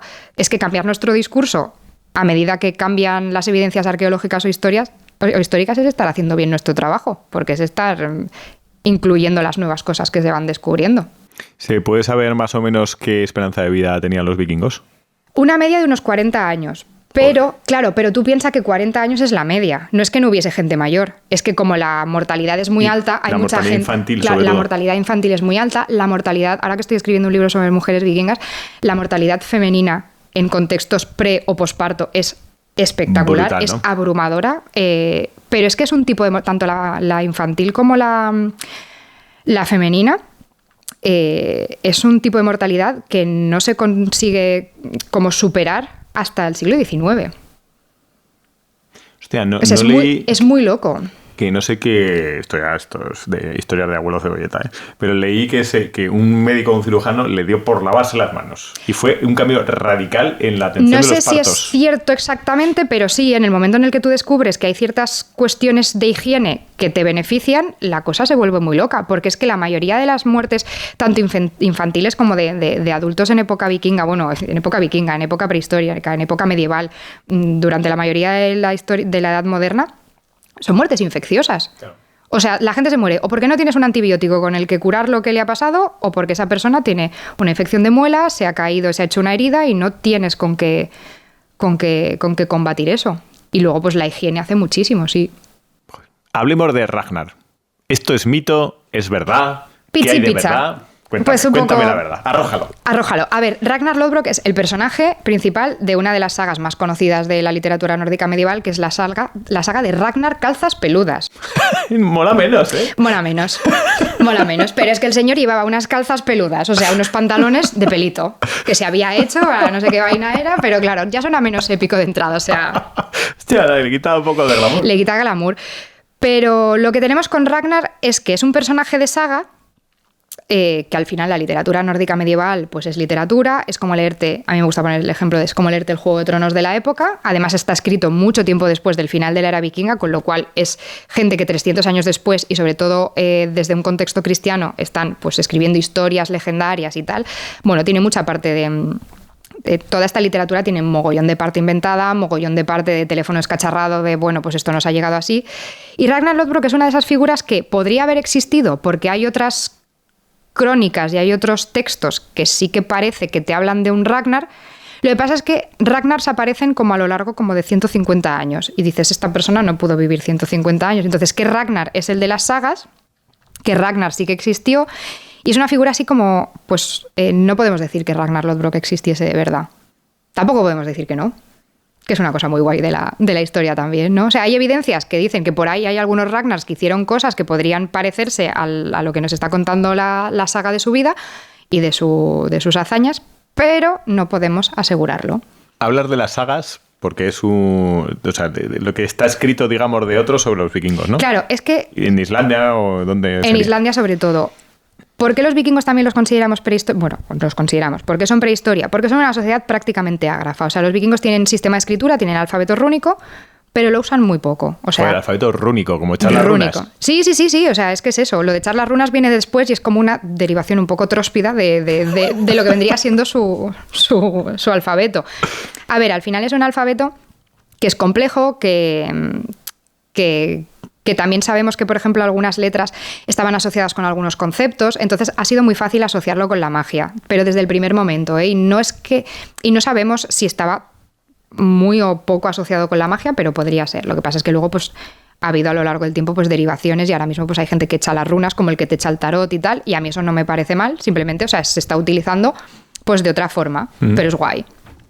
Pero esta gente tenía pues su sistema de alfabeto rúnico y escribía pues 4 piedras rúnicas que eran básicamente monolitos y testamentos andantes de yo, fulanito de tal, he hecho erigir esta piedra rúnica para mi padre que falleció y no sé qué. O sea, te dan muy poca información. Y luego, digamos que escribían en algunos objetos, algunos muy graciosos, como por ejemplo, que yo creo que se encontró un peine que ponía algo así como este peine es mío, o este martillo de Thor es mío. Luego también se ha asociado, todas las runas se han asociado mucho con la magia porque hay muchas inscripciones que no podemos entender. Sí, que a lo mejor pone yo me senté aquí. Claro, todos, hostia, o el nombre de una persona y como no lo conocemos, entonces es fácil asociarlo. Pero todas estas inscripciones nos dan muy poca información sobre ellos. O sea, para saber sobre el mundo nórdico antiguo, pues hay que recurrir a las fuentes contemporáneas, pero que siempre son escritas por otros, es decir, todas aquellas personas que escribieron sobre ellos en su momento, pues como crónicas cristianas o crónicas musulmanas. Pero claro, eso ya tiene un sesgo, y es que no son ellos escribiéndote de sí mismos, son otros escribiéndote de sí mismos. Y posiblemente atacados por ellos, claro, con lo cual... En el caso de, por ejemplo, las crónicas cristianas, suelen ser crónicas que nos hablan pues, de una parte muy negativa, porque claro, los han conocido pues, en contexto de saqueo. Sin embargo, por ejemplo, las crónicas árabes son diferentes, y ahí es donde ves que la historia por sí misma no te cuenta una cosa. O sea, ahí hay que analizar y cribar, porque si tú te quedas solo con las fuentes cristianas, pues demonios del norte que vinieron a atacarnos, que mataron y no es que no lo hiciesen, es que seguramente lo hicieron. Pero es como una visión muy negativa. Pero tú te vas a las crónicas árabes, que también tenemos algunas, que se encontraron con los vikingos, pero en contexto comercial, porque hacia el este los vikingos comerciaban, que les llamamos varegos, hacia el oeste saqueaban o exploraban, y son mucho más divertidas, son muy diferentes. O sea, por ejemplo, los viajeros árabes que se encontraron con ellos, pues flipan muchísimo porque los consideran unos guarros. Claro, esta gente se lava 5 veces al día para rezar. Sí, los vikingos, pues, de expedición igual se lavan el alerón 1 vez al día o 2 al día y poco más. Entonces, son muy guarros. Les escandalizaba su poco pudor sexual. Rollo, esta gente caga donde sea, esta gente se acuesta donde sea. Le da igual todo. Y luego, por ejemplo, a uno en concreto, creo que era Ibn Fadlan, le sorprende muchísimo porque dice que son muy rubios, muy altos y están muy fuertes. Pero claro, él se ha encontrado con una caravana de mercenarios que lo ha secuestrado y se lo ha llevado de paseo durante un tiempo. Él no entiende ni papa de lo que le están diciendo. O sea, ¿has visto El guerrero número 13 de Antonio Banderas? Correcto. Pues la peli es una adaptación de un libro que se basa en eso. ¿Ah, sí? Sí. Hostia. O sea, la voy a ver otra vez desde otra óptica. Claro, Antonio Banderas es Ibn Fadlan. ¿Sí? Y esa escena de y en 30 segundos entiendo lo que dicen, eso no pasó. Este señor se va a tirar no sé cuánto tiempo viajando con los vikingos porque interceptan su caravana y se encuentra con un grupo de varegos, seguramente mercenarios. Claro, estamos hablando de ya el año 900 y pico, cuando esto ya seguramente ya haya ejércitos formados y esta gente se dedique a la guerra de forma profesional. Entonces, claro que te has encontrado seguramente con un contingente de tíos mazadísimos. Pero claro, él es como, hostia, son altísimos. Claro, seguramente comparados con una persona árabe del momento, seguramente eran más altos. También son más altos hoy en día. Quiero decir, las diferencias entre personas de distintos sitios existen y han existido siempre. Pero culpa suya y de este texto es un poco que nos los imaginemos así de altos y rubios y guapos y fantásticos siempre. Pero el tío escribe, ¡buah! Son altos como palmeras datileras, rubios, guapísimos, fantásticos. Todos van forrados. Los objetivos son así. Claro, todos van forrados de espadas y de armas. Claro, cariños, que, o sea, son mercenarios que iban a hacer sus cosas de mercenarios. No llevaban un bolso, ¿sabes? Entonces, claro, son fuentes que hay que tener mucho cuidado con ellas. Porque claro, Ibn Fadlan se encontró con esta gente, pero es que Ibn Fadlan es un señor que no entendía cuando se encontró con los vikingos, o sea, no sé si era con los vikingos o con otra gente, cómo funcionaba el proceso de esquilar una oveja. Decía, pero ¿qué pasa? O sea, en invierno están gordísimas y en verano se quedan flacas cuando tienen pasto. Entonces, claro, la información que te pueda dar una persona sobre otra gente que se encuentra, pues es su visión. Y evidentemente los vikingos escribiendo sobre sí mismos habrían sido otra visión, que también hay que tener cuidado con ella. Quiero decir, porque al final tú de ti Tampoco es... Tiene sesgo, evidentemente. Todo tiene sesgo. Ninguna... O sea, es que a mí cuando me dicen la historia las que es y las fuentes son las que son. Sí, pero es que hay que tener mucho cuidado con ella, porque cualquier fuente histórica tiene detrás una intención y un contexto. Y eso hay que saber analizarlo y hay que saber leerlo. Y para eso te formas como historiador o como historiadora. Pero solo tenemos eso. Entonces, claro, ahí ya partimos de la base de que sus fuentes contemporáneas están hipersesgadas. Pero es que luego, claro, a partir del año 1000 se cristianizan. A partir del año 1000 más o menos, casi toda Escandinavia se cristianiza. Y a partir del año 1200 y pico, en Islandia les da por empezar a escribir a lo loco. Seguramente como influencia de todo lo que les llega del continente, esos cantares de gesta, esas primeras epopeyas, primero empiezan escribiendo sagas de santos y de tal, como adaptando un poco toda la liturgia cristiana, pero cuando le pillan el tranquillo dicen, buah, pues nosotros tenemos mogollón de historias guapísimas de los tiempos pretéritos. Vamos a escribirlas en este formato también y crear la literatura nórdica medieval, que es un corpus literario increíble, que no tiene comparación con ningún otro, que es hiperpionero en el momento y que es, vamos, patrimonio de la humanidad, es una pasada. Y te las puedes leer hoy en día y son súper divertidas algunas sagas, son muy divertidas. ¿Cuál te recomendarías de decir, esta es buenísima? La de Ragnar Lodbrok, pues porque Ragnar Lodbrok, pero a mí me gusta mucho la saga de los habitantes del Valle del Salmón. Esto suena a la comarca de los hobbits. Es que es muy guay porque te cuenta la historia de varias generaciones que llegan y colonizan Islandia, pero es que es como una telenovela. Es que, claro, ahí hay intrigas, venganzas, salseos. O sea, es que la literatura nórdica medieval es muy guay. Es como leerte el Juego de Tronos. De hecho, hay escenas de Juego de Tronos que están basadas en sagas. Mira, qué guapo. Todo, como La Boda Roja, por ejemplo. A ver. La Boda Roja se basa en muchas cosas, en un par de historias escocesas y en alguna saga saga nórdica medieval. La escena esta de tú me has hecho una afrenta, entonces yo hago como que todo está bien, pero te invito a cenar a mi casa, todo está guay, en el momento en el que estáis todos borrachísimos, pues os mato a todos en señal de venganza. Pues esto está sacado también de sagas. Esto es algo que pasa mogollón en las sagas. ¿Quién escribía esto? ¿Eran monjes o eran...? Pues hasta ahora se creía que eran hombres y cristianos, pero ha habido nuevas interpretaciones, sobre todo, y por eso me gusta mucho la de la saga del Valle del Salmón, porque ahora se sabe que seguramente algunas estaban escritas también por mujeres. No solo estas, sino la literatura medieval en general europea. Y, por ejemplo, la del Valle del Salmón es que tiene unos personajes femeninos hipercomplejos que no tienen comparación en otras sagas.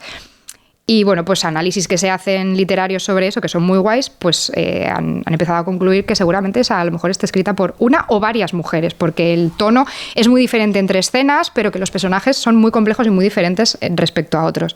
Y por ejemplo, en esas sagas podemos ver personajes femeninos de estos como muy de saga, de la mujer que es pues la dueña de la granja, que es hipervengativa, que va a mangonear a todo el mundo para que mate a todo el mundo y vengue el honor de su familia y restablezca el honor, y es muy guay porque son personajes literarios increíbles. Joder, qué guapo. Descubrimiento absoluto, ¿eh? Pero yo me la leería. En España las edita la editorial Miraguano, que es una editorial increíble, es una editorial independiente chiquitina. Las traduce directamente del islandés, o sea, del nórdico antiguo, del islandés antiguo, y valen mogollón la pena. Son muy, muy guays. Qué chulo. O sea, leerse una saga en la vida a mí me parece una cosa que hay que hacer. No sé, o sea, como te has leído, pues yo qué sé, El Quijote, pues léete una saga que todavía es más antigua y es muy guay. Y se pueden entender, ¿eh? O sea, es que son muy guays. Buah. Y ves mogollón de situaciones que te aplicarían hoy en día también. O sea, al final las pasiones más perversas y más bajas de la gente siguen siendo las mismas en la saga y hoy en día. Hacerse rico, robarle la mujer al otro... Sigue vigente, todo esto sigue vigente. Sí. Pero tienen un problema, y es que son literatura, con lo cual hay mogollón de cosas inventadas detrás. Son literatura en el sentido de que están pensadas para entretener, no para contarte la historia de tus antepasados a nivel de lo que pasó y lo que no pasó, pero es que aunque lo estuviesen intentando, se escriben como poco 300 años después de que se acabe la era vikinga, con lo cual el lapso de tiempo es muy grande. Y luego que te cuentan historias de personajes muy concretos y muy especiales de la sociedad, no del grueso de la población, con lo cual, por mucha verdad que haya, también te estás quedando solo con una pequeña parte de la población islandesa, de un momento muy concreto de su historia. Entonces, nos sirven para algunas cosas, pero son muy complicadas de utilizar como fuente. O sea, tú no te puedes leer una saga y decir, pues si esto lo pone así, es que en época vikinga seguro que era así. Es como, no. O sea, es el gap entre Ragnar y Ragnar... Sí. La saga.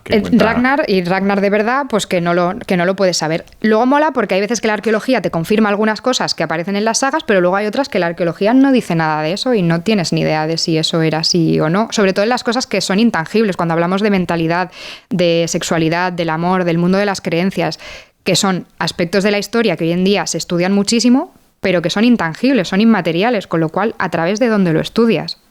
Pues a través de la arqueología se pueden rascar algunas cosas, pero luego muchas veces te tienes que ir a estas sagas e intentar pensar, vale, esto es lo que pensaba esta persona en época cristiana, ¿qué sesgo puede tener esto? ¿No? ¿Y qué ha pasado? Y analizar una fuente histórica es complicado. ¿Qué tal irán poniendo nombres? O porque irían por territorios en el que aquí no hay nadie, le llamaremos aquí no sé qué. Aquí hay gente, vamos a ponerle un nombre. Hay muchos territorios que son la granja de no sé quién. O sea, en la saga se ve mogollón, la granja de no sé quién. Los habitantes de la saga del Valle del Salmón, pues porque llegaron a un sitio en el que debía haber salmones para aburrir y dijeron, esto se va a llamar el Valle de los Salmones. O sea, no nos vamos a liar mucho. Y luego son un poco master of naming, la verdad. O sea, a mí hay historias que me gustan. O sea, por ejemplo, Islandia. Cuando llegaron a Islandia, ¿qué había? Hielo para parar un tren. Pues Islandia significa tierra de hielo. ¿Qué pasa? Que luego son un poco cabroncetes también. O sea, hay un señor que se llama Eric el Rojo, que es el hijo de Leif Erikson. El padre de Leif Erikson, perdón, que es el que descubrirá luego Norteamérica. Pues este señor, que era un poco pendenciero, este señor vivía en Islandia y le dijeron, baneado, fuera, chao. Y los vikingos, cuando te baneaban, lo que significaba es que durante 3 o 5 años tenías que estar fuera de tu territorio y buscarte la vida donde fuese, y eras proscrito y se te podía asesinar y no eras como un outsider total. Y entonces este tío dijo, me voy a ir muy lejos. Puedo volver a Noruega, donde me conoce todo el mundo, porque ahí también la he liado parda en algún momento, o puedo tirar más hacia el oeste a ver qué hay. Y él había oído historias y tal, de que al oeste había tierra, territorio y tal, y bueno, pues haciendo navegación de cabotaje, llega a Groenlandia. Y no se sabe si porque era un poco cabroncete o porque de verdad llegó en un momento y a una zona en la que había un poco de verde, dijo, buah, le voy a llamar Groenlandia, que significa tierra verde. Y es como, vale, yo no puedo volver, a mí lo que me gustaría es formar aquí un asentamiento que prosperase y quedarme aquí yo pues como el tío importante de la zona. Y dice, vale, ¿cómo convenzo a la gente de que venga desde Islandia? Pues llamándolo tierra verde y vendiéndole a la peña que aquello era un terreno increíble, fantástico. Y claro, yo me imagino a la gente... creo que salieron en la primera expedición ya para quedarse allí, salieron 25 barcos, o sea, te lo voy a decir de memoria, pero igual 14 no llegaron. Era, o sea, aventurarte así, solo lo puedes hacer si de verdad te lo han vendido muy bien, ¿eh? Porque es que Islandia, o sea, dejar Islandia, que era una mierda pinchada en un palo, para irte a la aventura... O sea, es que el tío debió venderlo, o sea, el mejor comercial de marketing del mundo.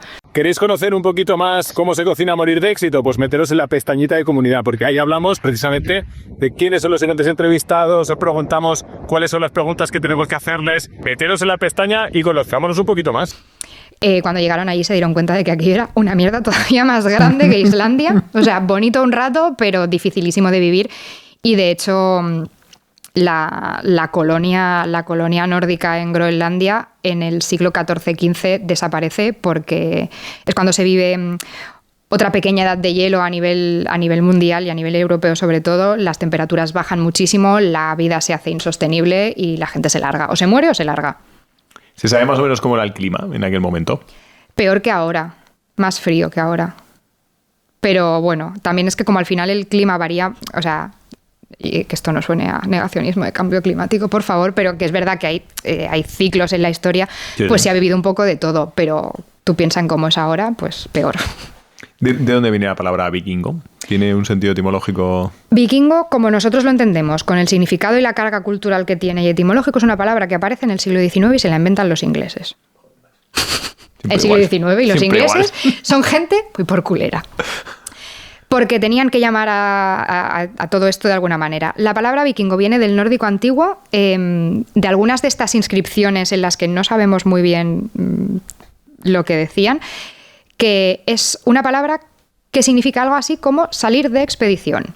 O sea, si lo traducimos al castellano, tenemos alguna piedra rúnica en la que hay alguna inscripción que dice esta piedra rúnica está erigida por fulanito de tal, que se fue a hacer el vikingo, a no sé dónde, y a lo mejor volvió o no volvió, o se murió por el camino. Entonces, de ahí es de donde hemos ido arrastrando esa idea de comerciantes, de saqueadores, de exploradores, bueno, de gente que salía de sus fronteras.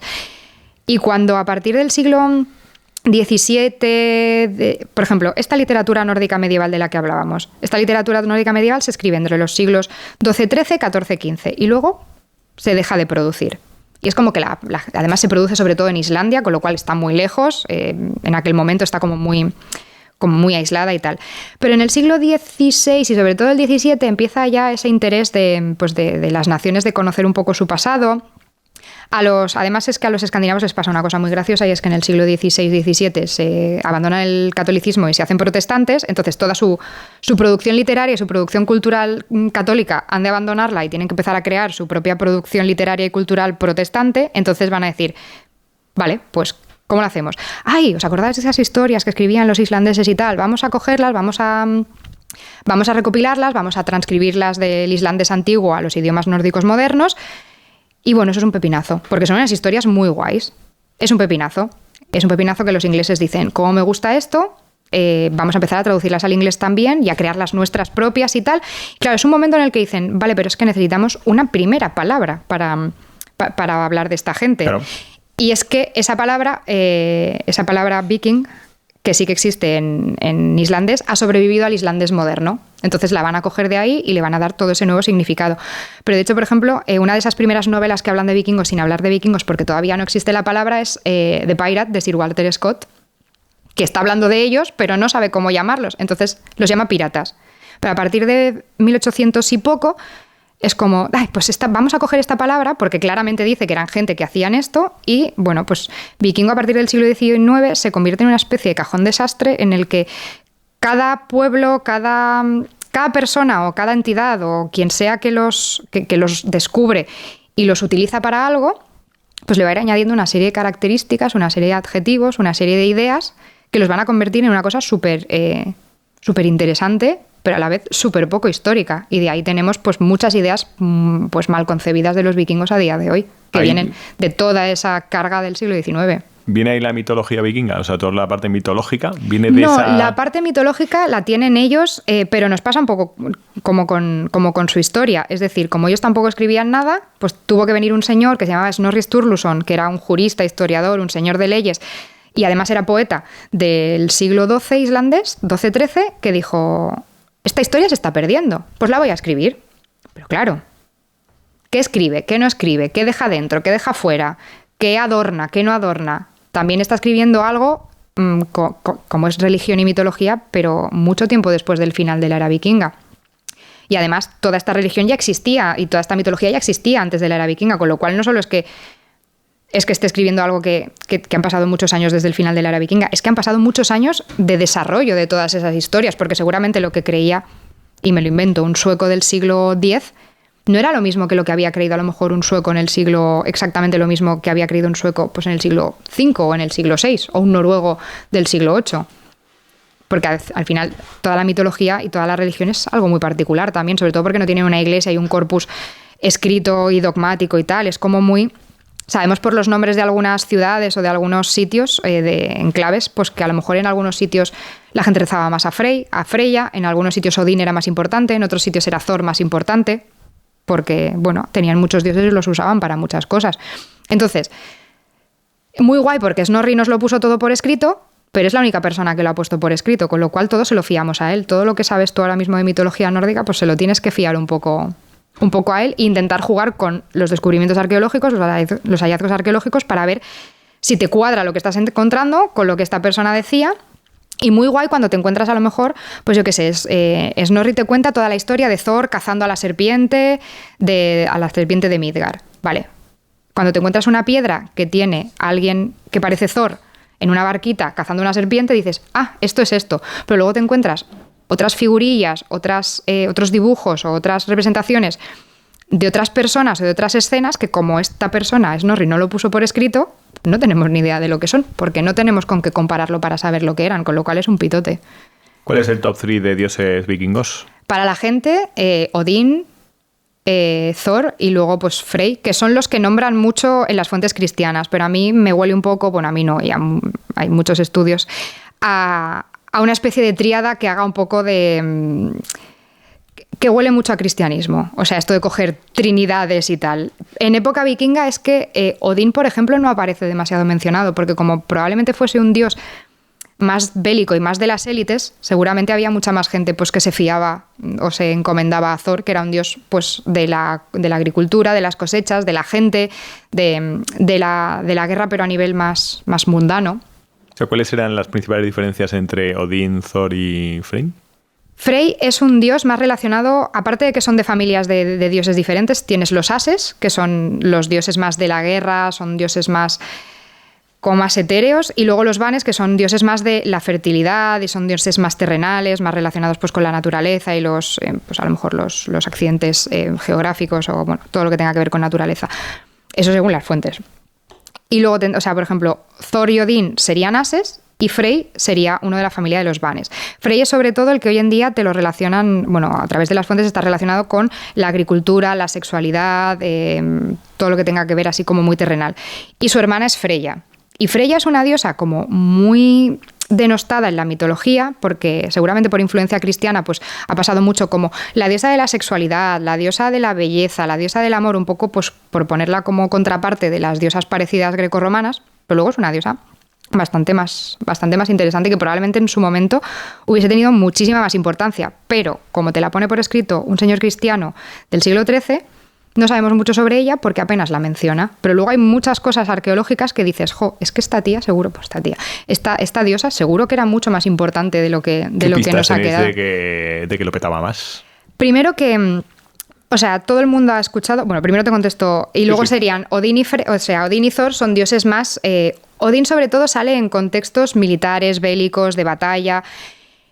Es el dios de la guerra, de la poesía, de la sabiduría. O sea, es el dios como el padre de todos los dioses, el dios super top.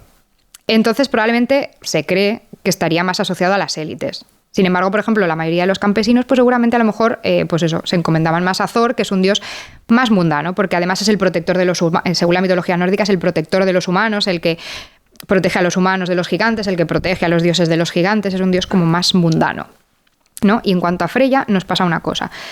Por ejemplo, la gente habrá oído hablar del Valhalla, el salón... Pues el Valhalla es el salón de Odín, es el salón donde se supone que van la mitad de los guerreros caídos en batalla, y Snorri, porque lo sabemos porque Snorri te lo narra, se recrea muchísimo cuántas puertas tenía, que si las paredes eran de escudos, que si no sé qué, o sea, como que le da los Engerger, que son los espíritus de los guerreros caídos en batalla, que allí se convierten en guerreros y van a estar también pues luchando hasta que llegue el Ragnarok y tal. Es como que se recrean muchísimo. Y las valquirias que los recogen y se los llevan y tal. Pero si tú te lees la fuente principal, que son las Edas, la primera que escoge a la mitad de los guerreros caídos en batalla es Freya y se los lleva a su propio palacio. Y hasta aquí sabemos, porque dijo, bueno, ya os lo he contado, ahora me voy a recrear en lo que a mí me gusta, que es este señor. Y dices, tío, ¿no podías haber escrito un poco más y haberme contado un poco más cosas? Y luego, pues por ejemplo, hay muchas representaciones de mujeres, tanto en piedras rúnicas como figurillas que se encuentran, que son súper pequeñitas, que no sabemos si eran colgantes o amuletos o tal, que son figuras de mujeres. Mujeres con armas. Mujeres con un cuerno, como dando la bienvenida a un jinete. Y es muy guay porque todo el mundo las interpretaba, estas figurillas que son figurillas en las que hay una persona a caballo y una persona como con un cuerno dándole la bienvenida. Y esto se interpretaba que era una valquiria dándole la bienvenida a un jinete al Valhalla. Pero es que tú analizas bien la figurilla y la que está encima del caballo también es una mujer. ¿La valquiria qué función tenía según...? Según la mitología nórdica, o sea, según lo que sabemos, es un espíritu femenino que tiene un poco de decisión en el rumbo de las batallas, que trabajan al servicio de Odín y que lo que hacen es una vez... O sea, deciden un poco quién muere y quién no muere, y una vez, pues... tienes ahí a todos los cadáveres de los guerreros, se supone que seleccionaban a la mitad de los guerreros que habían caído, a la mitad de los guerreros valerosos que habían caído en batalla y se los llevaban para el Valhalla. Pero ¿y la primera mitad quién la elegía y quién se la llevaba a donde Freya? Se la llevaban las valquirias y lo que están... Quiero decir, luego hay muchas teorías de... Bueno, claro, es que si ahora sabemos que las mujeres también podían luchar, igual es que la mitad de los guerreros que se llevaba Freya eran mujeres y se las llevaba a su propio palacio. Y por eso hay tantas figurillas también de mujeres con armas, y por eso la que está dando la bienvenida a una figura a caballo que parece un guerrero, porque está armada, porque lleva un escudo, lleva una espada y tal, es una mujer. Entonces, claro, no tenemos respuestas. Lo único, cada vez que encontramos estas cosas es como, ostras, más preguntas, más preguntas, más preguntas. Pero más preguntas significa más hipótesis y significa tener una visión mucho más amplia de lo que era el mundo nórdico antiguo, pero es muy complicado. ¿Y Thor qué pintaba en toda esta historia? Es decir, era un poco más llano, digamos. Thor es un personaje más llano y Thor O sea, a nosotros nos ha llegado sobre todo esa imagen del Thor súper valeroso, súper potente, súper musculado. Tenía esa imagen yo ahí, bueno, seguramente porque los pintores romanticistas del siglo XIX lo pintaron así. Otra vez. Y luego es el Thor que ha cogido Marvel y nos lo ha metido en la cabeza y, bueno, de hecho, claro, ahora llega un videojuego nuevo que te pone un Thor más gordito y un poco diferente como God of War y la gente se vuelve loca porque no parece el Thor de Marvel y este Thor es una mierda y es como, pues ese Thor es muchísimo mejor que el de Marvel. Thor es un personaje mucho más llano, pero nos ha llegado como muy potente y como muy bélico también, pero si tú te lees las historias de la mitología nórdica es súper divertido porque muchas de las historias en las que está involucrado Thor son muy divertidas y tienen hasta un punto cómico. O sea, a mí Thor me recuerda un poco a tu amigo que es muy bueno, tiene muy buen corazón, es muy fortote, pero es un poco tonto. Y dispara antes de preguntar y te la lía parda y dices, ¿por qué le he dicho yo esto? Pues Loki y Thor forman un dúo muy cómico en la mitología, en las historias de la mitología nórdica. O sea, Loki es el enredador, es el que la lía parda y entonces Thor tiene que ayudarle a desliarlo, por decirlo de alguna manera. Sí, un poco Sancho Panza, Thor, así. Sí, un poco. Y es muy guay, pero es muy triste. Y una de las cosas que me gusta mucho de las pelis de Marvel es que creo que las últimas pelis sí que rescatan mucho este espíritu un poco más cómico de Thor y este espíritu un poco más cómico de la relación entre Loki y Thor, que a lo mejor las primeras o que los cómics. Y es eso, o sea, son personajes muy divertidos. O sea, la literatura nórdica tiene un punto cómico muy guay también. Hostia, esto de las sagas me ha flipado. Eso voy a indagar absolutamente. Es que luego te hago una lista ahí. Sí, necesito una lista que la pondremos en la descripción. De top 5 de sagas que molaría leerse. Porque son historias muy guays y, a ver, pues con todos los años con más de 1000 años de diferencia, o casi 1000 años de diferencia que podemos tener, es lo que te decía, ¿ves? La gente se mueve casi por las mismas cosas 1000 y pico años después. O sea, al final las historias están... Igual que tú veías Juego de Tronos y vale, están en un supuesto mundo neomedieval fantástico, pero te podías sentir identificado con un montón de cosas, en las sagas también te puedes sentir identificado con eso. También ves historias de niñas que no quieren jugar con muñecas, que no quieren seguir los roles femeninos porque es lo que les toca y pues se enfadan e intentan hacer cosas con sus hermanos y pues dicen, pues yo paso de casarme y me hago guerrera y tal. O sea, al final hay historias pues de disconformidad, de querer casarte con alguien que no te dejan casarte, querer, salir de una vida que no te gusta, querer mejorar, Está guay. Le pregunto a todos los historiadores que pasan por aquí, divulgadores, les pregunto, ¿pero por qué es importante leer historia y aprender historia? A ver, primero porque a mí me parece... Ya no solo entretenido, o sea, lo más básico es pues porque... Sí, entretiene y está guay. Claro, ¿por qué empezaste a estudiar historia? Pues porque, yo daba una asignatura en el instituto que me parecía súper interesante, pues a lo mejor mucho más que economía o que matemáticas, a mí me gustaba más. Porque son historias y son interesantes y hay de todo. Pero luego cuando la estudias ya de verdad, te metes en la universidad y pues aprendes, pues eso, cómo funcionan las fuentes, cómo hay que analizar una fuente, cómo te puede mentir una fuente. Te das cuenta que estudiar historia no solo es entender el pasado, es entendernos a nosotros como personas hoy en el presente también, porque muchas cosas son muy parecidas y muchas cosas aplican. Y luego, por ejemplo, también descubres que la historia, cuando te dicen, no, la historia es la que es. No, la historia es la que tú haces. Y todos tenemos sesgos a la hora de hacer historia porque todos buscamos algo cuando leemos una fuente. O sea, yo no leo, por ejemplo, una fuente de la misma forma si estoy buscando información sobre armas que por ejemplo, que si estoy buscando información sobre mujeres, me voy a fijar mucho más en las mujeres si estoy ya con ese chip activado. Por eso hay distintas escuelas historiográficas, por eso hay que saber siempre quién ha escrito una fuente, con qué propósito y tal. Pero para mí lo interesante de la historia no es solo conocerla y entenderla, sino ver cómo se puede utilizar, incluso hoy en día, para nuestros propios propósitos. Y cómo no es la que es, ni es la que te cuentan, es la que tú quieres intentar hacer y la que tú quieres intentar colar algunas veces. Yo creo que fue Borja de Memoria de Pez que dijo, la historia no se repite, pero rima. Por eso es importante. La historia no se repite porque los contextos no son los mismos y no se puede repetir, pero que repetimos ciertos procesos porque se dan las coyunturas necesarias para repetir esos procesos, pues desde luego. Pero es guay, o sea, yo, por ejemplo, yo muchas veces utilizo a los vikingos que son gente que vivió hace más de 1000 años para explicarte cosas que siguen pasando hoy en día y de dónde vienen esas cosas y por qué tú piensas ciertas cosas. Y eso es lo guay de la historia, que sirve, o sea, al final la historia tiene como fin último un poco, es como un bien social. ¿Los vikingos llevaban cascos con cuernos? No, y es culpa del siglo XIX. Me cago en el siglo XIX. Sí. A ver, no se ha encontrado ningún casco con cuernos y es súper absurdo un casco con cuernos desde el momento en el que tú te pones un casco para luchar. Imagínate tú estarte zurrando con un montón de tíos que llevan un montón de cosas aquí en la cabeza, ir chocándote los unos a los otros o remando en un barco con gente... Aparte de que no se ha encontrado, todo esto, siglo XIX, hemos dicho que en el siglo XIX se crea la palabra vikingo y el concepto vikingo, ¿no? Vale, pues en el siglo XIX, cuando se ponen por escrito todas esas historias, también necesitas una foto, nos gustan los libros con dibujos, ¿no? Entonces esta gente pensó... Pues, totalmente. Pues Joder, ya, es que a ver... Quiero decir, eran buenos en marketing. No, o sea... Siglo XIX se empezó el marketing, el auténtico. Todo lo que se ha inventado alrededor, o sea, todo lo que hizo el siglo XIX con los vikingos... O sea, yo le he dedicado un capítulo entero en el libro y se va repitiendo una y otra vez en la huella vikinga porque es muy loco. O sea, los vikingos probablemente sean uno de los periodos históricos más tergiversados y que más mito tiene alrededor. O sea, todos los periodos históricos tienen sus mitos y tal, pero es que lo de los vikingos es una cosa... O sea, es una cosa loca, pero muchísimo. Pero eso, en el siglo XVIII-XIX... se inventa el término moderno vikingo, el nuevo concepto vikingo, aparecen todas esas historias de vikingos y traducciones de sagas y tal. Bueno, pues tienes que ilustrarlo de alguna manera. Bueno, pues ¿cómo vamos a ilustrar a estos señores?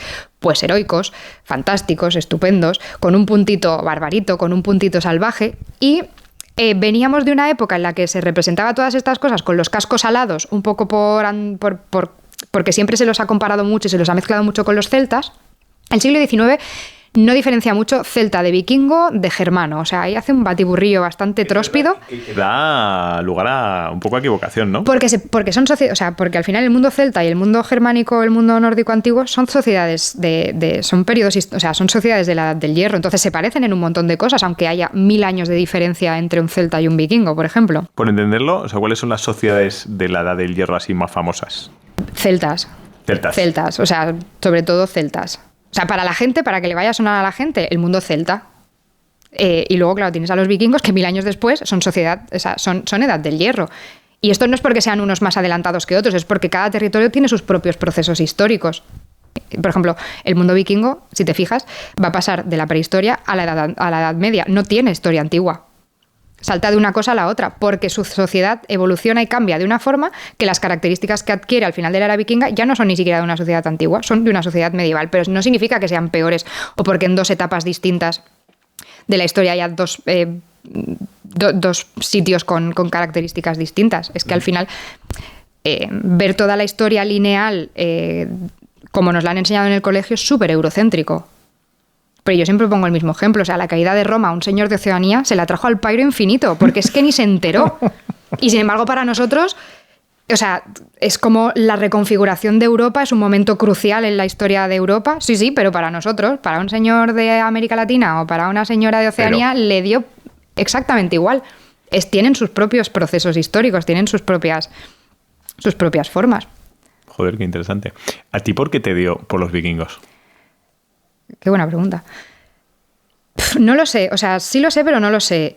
A mí me gustaban mucho porque cuando yo empecé a estudiar historia, que fue hace muchos años ya, por desgracia, estaba como muy... Era el momento este de super auge. A ver, yo siempre he escuchado heavy metal, entonces a mí me gusta mucho el metal y en aquel momento estaba como muy de moda el Viking metal y el power metal, o sea... Historias de dragones, de mazmorras, de enanos, de elfos, de vikingos, de dioses y tal. Y a mí siempre me ha gustado mucho leerme las letras de las canciones que no son en español, pues para saber qué estoy escuchando. Entonces, yo creo que todo eso ya me llevaba un poco ahí, me interesó saber esas cosas, pero es que luego además yo he sido muy consumidora de, pues, por ejemplo, de literatura de fantasía. Señor de los Anillos, la Dragonlance, Los Reyes Olvidados, Geralt de Rivia, yo qué sé, todo. Entonces... es como que siempre me pasaba lo mismo, que siempre me llevaba todo un poco a vikingos. vikingos, porque muchas de todas estas cosas, o sea, tú te lees El Señor de los Anillos y hay un mogollón de referencias al mundo nórdico antiguo. Lees Juego de Tronos, hay cosas, investigas un poco, no es que te leas El Señor de los Anillos y si no tienes ni idea de vikingos lo veas, porque te lo dice Tolkien, no te lo dice Tolkien, algunas cosas sí, en alguna servilleta, alguna carta que dejó por ahí escrita, pero hay otras que son evidentes si conoces pues todo el background, por ejemplo, todo el trasfondo que tenía Tolkien, que su niñera era islandesa, que era profesor de inglés antiguo, que conocía sagas, que fundó el Club Vikingo en una de las universidades por las que pasó. Nada casualidad. No. Tolkien es es una maquinaria de adaptar su contexto, tanto personal como, yo qué sé, pues por ejemplo, Tolkien estuvo esto no tiene nada que ver con los vikingos, pero Tolkien estuvo en la batalla del Somme, en la Primera Guerra Mundial, y volvió tan traumatizado que muchas de las escenas que él ha metido, por ejemplo, de cuando están por las ciénagas sorteando cadáveres y tal, eso se cree, bueno, y creo que en algún sitio lo dice él, Lo vivió. que él lo vivió en la batalla del Somme cuando tenía pues los cadáveres de sus compañeros por ahí, y la figura de Sam es ese soldado raso que a ti como soldado de más rango, que era Tolkien, te acompaña a todas partes y está para protegerte y para dar su vida por ti si hace falta. Esa figura está en un mogollón de literatura. La figura de Sam, Sí. de Sancho Panza o... Sí, no sé. y sobre todo en cosas que tengan un poco de trasfondo del viaje del héroe, porque al final toda la literatura esta del viaje del héroe pues es algo que llevamos también haciendo pues desde los vikingos, que hay sagas que son el propio viaje del héroe, quiero decir, es que no inventamos cosas. Yo creo que hoy en día ya pues las adaptamos, pero de Tolkien te daría para 300 programas y hay gente muy buena que podría hacerte cosas muy chulas. Ya me lo pasas. Y luego te lo paso. Pero entonces yo creo que todas esas referencias me llevaban a algo que me interesaba mucho y me gustaba mucho. Y pues claro, de lo que te cuentan las cosas, pues te empiezas como a leer cosas. Y claro, yo en aquel momento pues leía lo que tenía más a mano, o sea, no tenía el nivel de inglés que tengo ahora, no había internet no era lo que es ahora, o sea, tú caías en las cosas más mainstream. En mi universidad no había libros casi de cosas relacionadas con vikingos, entonces bueno, pues a través de toda esa cultura popular, de todos esos productos de la cultura popular, tú tienes una imagen de los vikingos, pero luego llegas a la carrera de historia y tienes acceso a fuentes y claro, para mí era como, pero entonces no, pero entonces tampoco, pero entonces tampoco era así. Y dije, hostia, pero ¿qué ha pasado? Qué interesante, ¿no? Y es como... Y yo sabía que en algún momento, cuando se diesen las circunstancias, yo quería escribir un libro de ¿qué ha pasado? ¿No? O sea, un poco de... Si lo que pensaba... O sea, si la imagen que tenemos de los vikingos es esta, pero en realidad eran esto, ¿qué ha pasado aquí? Todo este tiempo, o sea, en este espacio, para que haya, pues, toda esa evolución, ¿no? O sea, precisamente es ese gap el que te flipó. El decir, hostia, claro, a mí me qué diferencia tan grande a mí entre lo me que gu- es... Sí, a mí me gustan muchísimo los vikingos, o sea, la sociedad nórdica antigua, si nos ponemos finolis y académicos, porque me parece un periodo súper interesante. O sea, como periodo histórico me flipa. Y eso que yo en la universidad hice sobre todo historia medieval, historia de la Baja Edad Media, que es casi historia moderna, y me especialicé en historia moderna. O sea, yo estaba enamorada del Conde Duque de Olivares. Quiero decir, era mi personaje fetiche. Yo hice todos los trabajos trabajo de fin de carrera, final Por de cierto, máster. ¿por qué te gustaba el Conde Duque de Olivares? Porque me parece un personajazo. O sea, ¿cómo lo odian en Cataluña? Yo soy catalana, ¿no? Pues ¿cómo lo odian en Cataluña? Porque tienen razones para odiarlo, pero ¿cómo lo aman en Castilla? Porque tienen razones para odiarlo. Es como un personaje odiable y amable a partes iguales, ¿no? O sea, yo me acuerdo leyendo cosas, o sea, esto no tiene nada que ver, ¿no? Pero yendo al archivo, leyendo pues cosas de intervenciones en cortes y tal del Conde Duque de Olivares. Tío, es que era como... ¡Qué hijo de perra! O sea, es que todo esto le beneficia muchísimo. Es cojonudo para Castilla. Y yo pensaba, pero van a llegar las Cortes de Cataluña y le van a decir que no, porque primero tiene que hacer esto y esto y esto, y se van a pelear. Y es que es increíble. Eso es la etapa de España fantástica. O sea, un tipo inteligente. Era un tío muy listo. Era un tío... A ver, y como figura... A ver, tú, o sea, yo lo digo siempre en coña. O sea, tú como historiador no te puedes enamorar de un personaje histórico a la hora de estudiarlo, porque entonces dejas de ser objetivo. Ya no eres se convierte, aséptica. claro, se convierte en tu... Asépticos no podemos ser nunca como historiadores. O sea, a mí cuando hay alguien que te dice yo soy súper aséptico, a mí esa persona me da miedo. Porque ¡Estás es como... loco! No, porque no podemos ser asépticos, pero lo que podemos tener es conciencia de dónde están nuestros sesgos. Todo el mundo hace historia con sesgos, porque no todo el mundo ni leemos las fuentes iguales, ni buscamos lo mismo, ni hacemos el mismo tipo de historia. Entonces, claro que tenemos sesgos y prejuicios a la hora de hacer historia, porque somos personas, somos humanos. O sea, Ojo, recordatorio, todos los domingos a las 4 de la tarde tenemos una nueva entrevista de Morir de Éxito, con historias sorprendentes del éxito, con gente que ha encontrado su propósito a través de planes de acción y medidas reales. Nada de cuentos, no te lo pierdas. A mí me parece que alguien que te diga que hace historia séptica es alguien que no está haciendo bien historia, seguramente. O que no es consciente de lo que está haciendo y entonces, claro, no puede estar haciendo algo bueno. ¿Le darías algún consejo a una persona que está dudando de estudiar historia? Decir, joder, no sé yo si me voy a ganar bien la vida, si voy a... ¿Sabes lo que pasa? Que al final, ganarte bien la vida, ¿qué es? O sea, primero, ¿qué es ganarte bien la vida? Porque no todo el mundo tenemos las mismas aspiraciones, ni económicas, ni vitales, ni habitacionales, ni quiero decir, o sea, a lo mejor para alguien ganarse bien la vida es tener un ático en la Castellana y para mí es vivir en una casa pequeña en el pueblo. Pero sí que te diría que al final, primero, y es el ejemplo súper manido, pero estudia lo que te guste, porque trabajar de cualquier cosa vas a tener tiempo siempre. Pero luego es que, para mí, la clave de estudiar no es...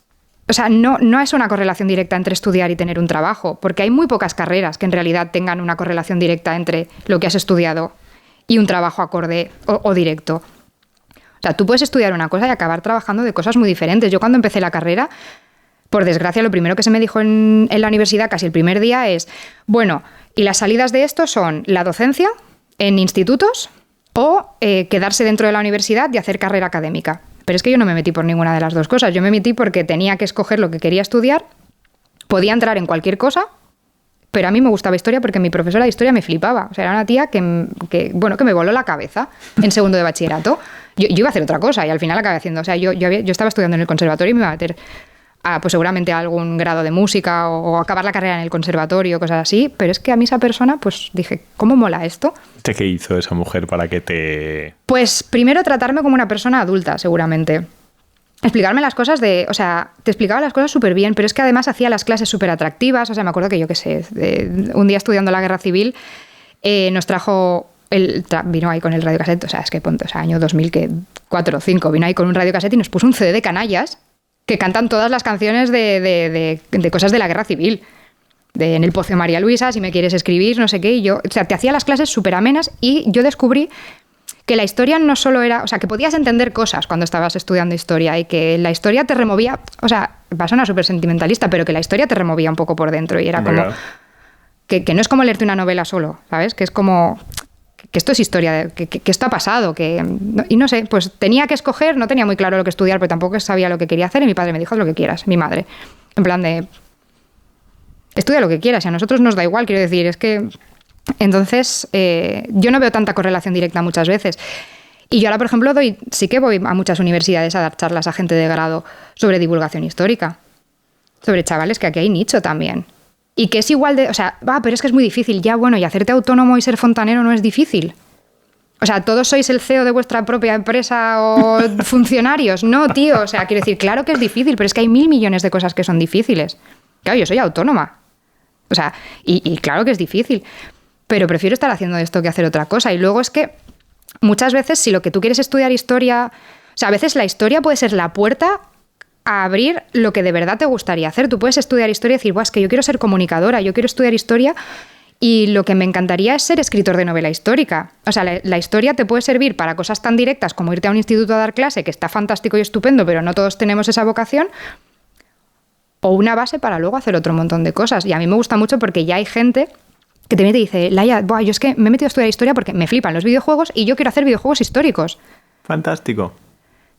Pues te haces primero tu carrera de historia y luego te haces lo que te tengas que hacer para ser desarrollador de videojuegos y a lo mejor juntando esas dos cosas, luego te ganas la vida increíblemente bien. Joder, pero los que habéis venido historiadores por aquí tenéis una capacidad de comunicación muy buena. También es verdad que los elijo para que se expliquen bien. También es verdad que nos lo trabajamos fuera de la academia, ¿eh? O sea, ojalá hubiese, igual que hay un máster en historia medieval, en historia de género o en historia de lo que sea, ojalá hubiese másteres y posgrados en formación de divulgadores y de comunicadores. Porque yo te lo he dicho antes, o sea, fuera de cámara, yo aquí vengo tranquila, porque vengo a hablar de mi libro, o sea, ¿sabes? Porque vengo a hablar de cosas que yo sé, pero porque he hecho 1000 cosas de estas y he pasado por esta situación un montón de veces, pero la primera vez que das una entrevista te cagas. La primera vez que te subes a dar una charla, te cagas. O sea, no, la primera vez que grabas un vídeo igual tardas 17 horas en grabar un reel de 30 segundos y editas una castaña. Efectivamente, y lo ves ahora y dices, madre Yo veo mía. la primera vez que escribes tu primer libro es una mierda. O sea, porque... El tuyo en tu caso no, o sea, Bueno, por favor, está no, superbién. pero yo de mi primer libro tengo recuerdos, bueno, pues ahora lo leo y pienso, ay, esto así, esto lo otro, bueno, también porque las cosas han avanzado, pero... Y seguramente el que he escrito ahora, del que estoy absolutamente orgullosa, me lo lea dentro de 10 años y diga, porque ahora lo hago mejor, porque ahora sé más cosas. Pero al final nos lo trabajamos mucho porque nadie nos forma para esto y al final la mayoría de gente que hemos acabado haciendo divulgación, sobre todo los que tienen más mi edad o llevan más o menos los años que llevo yo, hemos acabado aquí un poco de chiripa y un poco de rebote. Sí que es verdad que ahora hay gente que te dice, yo quiero ser... Hay gente haciendo divulgación desde primero de carrera, que a mí me fascina y me perturba a partes iguales, porque es como, hostia, qué ímpetu, pero hay amor si no sabes nada todavía, si no has acabado de estudiar, ¿sabes? Pero es como, bueno, pues bien. Da igual, luego verás un reel. Está bien, ya te verás en el reel y dirás, claro, qué ridículo. Y sobre todo, si eres consciente pues, a ver, mucha de esta gente lo que hace es reproducir en sus reels cosas que ha aprendido en clase. Y a mí me parece cojonudo. Mira, eso que tienes aprendido ya para el examen después, también te lo digo. Pero ahora ya hay gente siendo más consciente de que a lo mejor quiere estudiar historia o cualquier otra carrera porque quiere hacer divulgación. Porque al final la divulgación no es, yo vengo aquí a contarte cositas ya de jiji, jaja y hacer unos reels en casa. O sea, hacer divulgación científica o divulgación académica es coger todo el contenido que se genera en la universidad y en la academia, que lo puedes estar generando tú o no, eso da igual, y servir de puente para todo ese contenido que es complicado, que sale en papers y en revistas académicas, que no todo el mundo tiene los conocimientos ni falta que le hacen, para entender eso que se está publicando, poder convertirlo o transcribirlo o traspasarlo a un idioma entendible y a una situación entendible para el resto de la gente. Que al final, ¿para qué hacemos historia o para qué hacemos ciencia, sobre todo en la universidad pública, si no es para que llegue a todo el mundo? Que al final lo estamos pagando entre todos. Pues no, a mí hacer divulgación, o sea, es como algo que está súper denostado y es como, somos un puente entre el conocimiento científico y que ese conocimiento científico llegue en un contexto y en un formato que pueda entender tu abuela, tu padre, tu primo, un niño de 10 años en el instituto, lo puedas contar en un podcast, lo puedas adaptar a un reel de 20 minutos, o sea, a un vídeo de 20 minutos, a un reel de 3 minutos. Y eso es muy guay. Y tiene que haber gente que lo haga, porque la gente que está en la academia generando ese conocimiento no tiene el tiempo para hacer esa divulgación. Para hacer toda esa divulgación que muchas veces se les exige también como parte de su trabajo. De divulgar, sobre todo en las universidades públicas, en los proyectos de transferencia, coger toda esta investigación, este proyecto de investigación y presentarlo al mundo. Pero si no saben hacerlo porque no están formados o lo que sea y no tienen tiempo, pues no se hace. Pues estamos nosotros.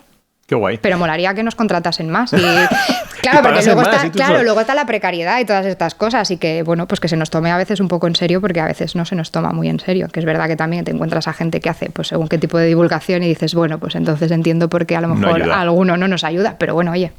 De todas formas, esto lo veo mogollón en las empresas. Me da pereza la gente que se resigna a vivir una vida que no está alineada con el potencial de sus competencias.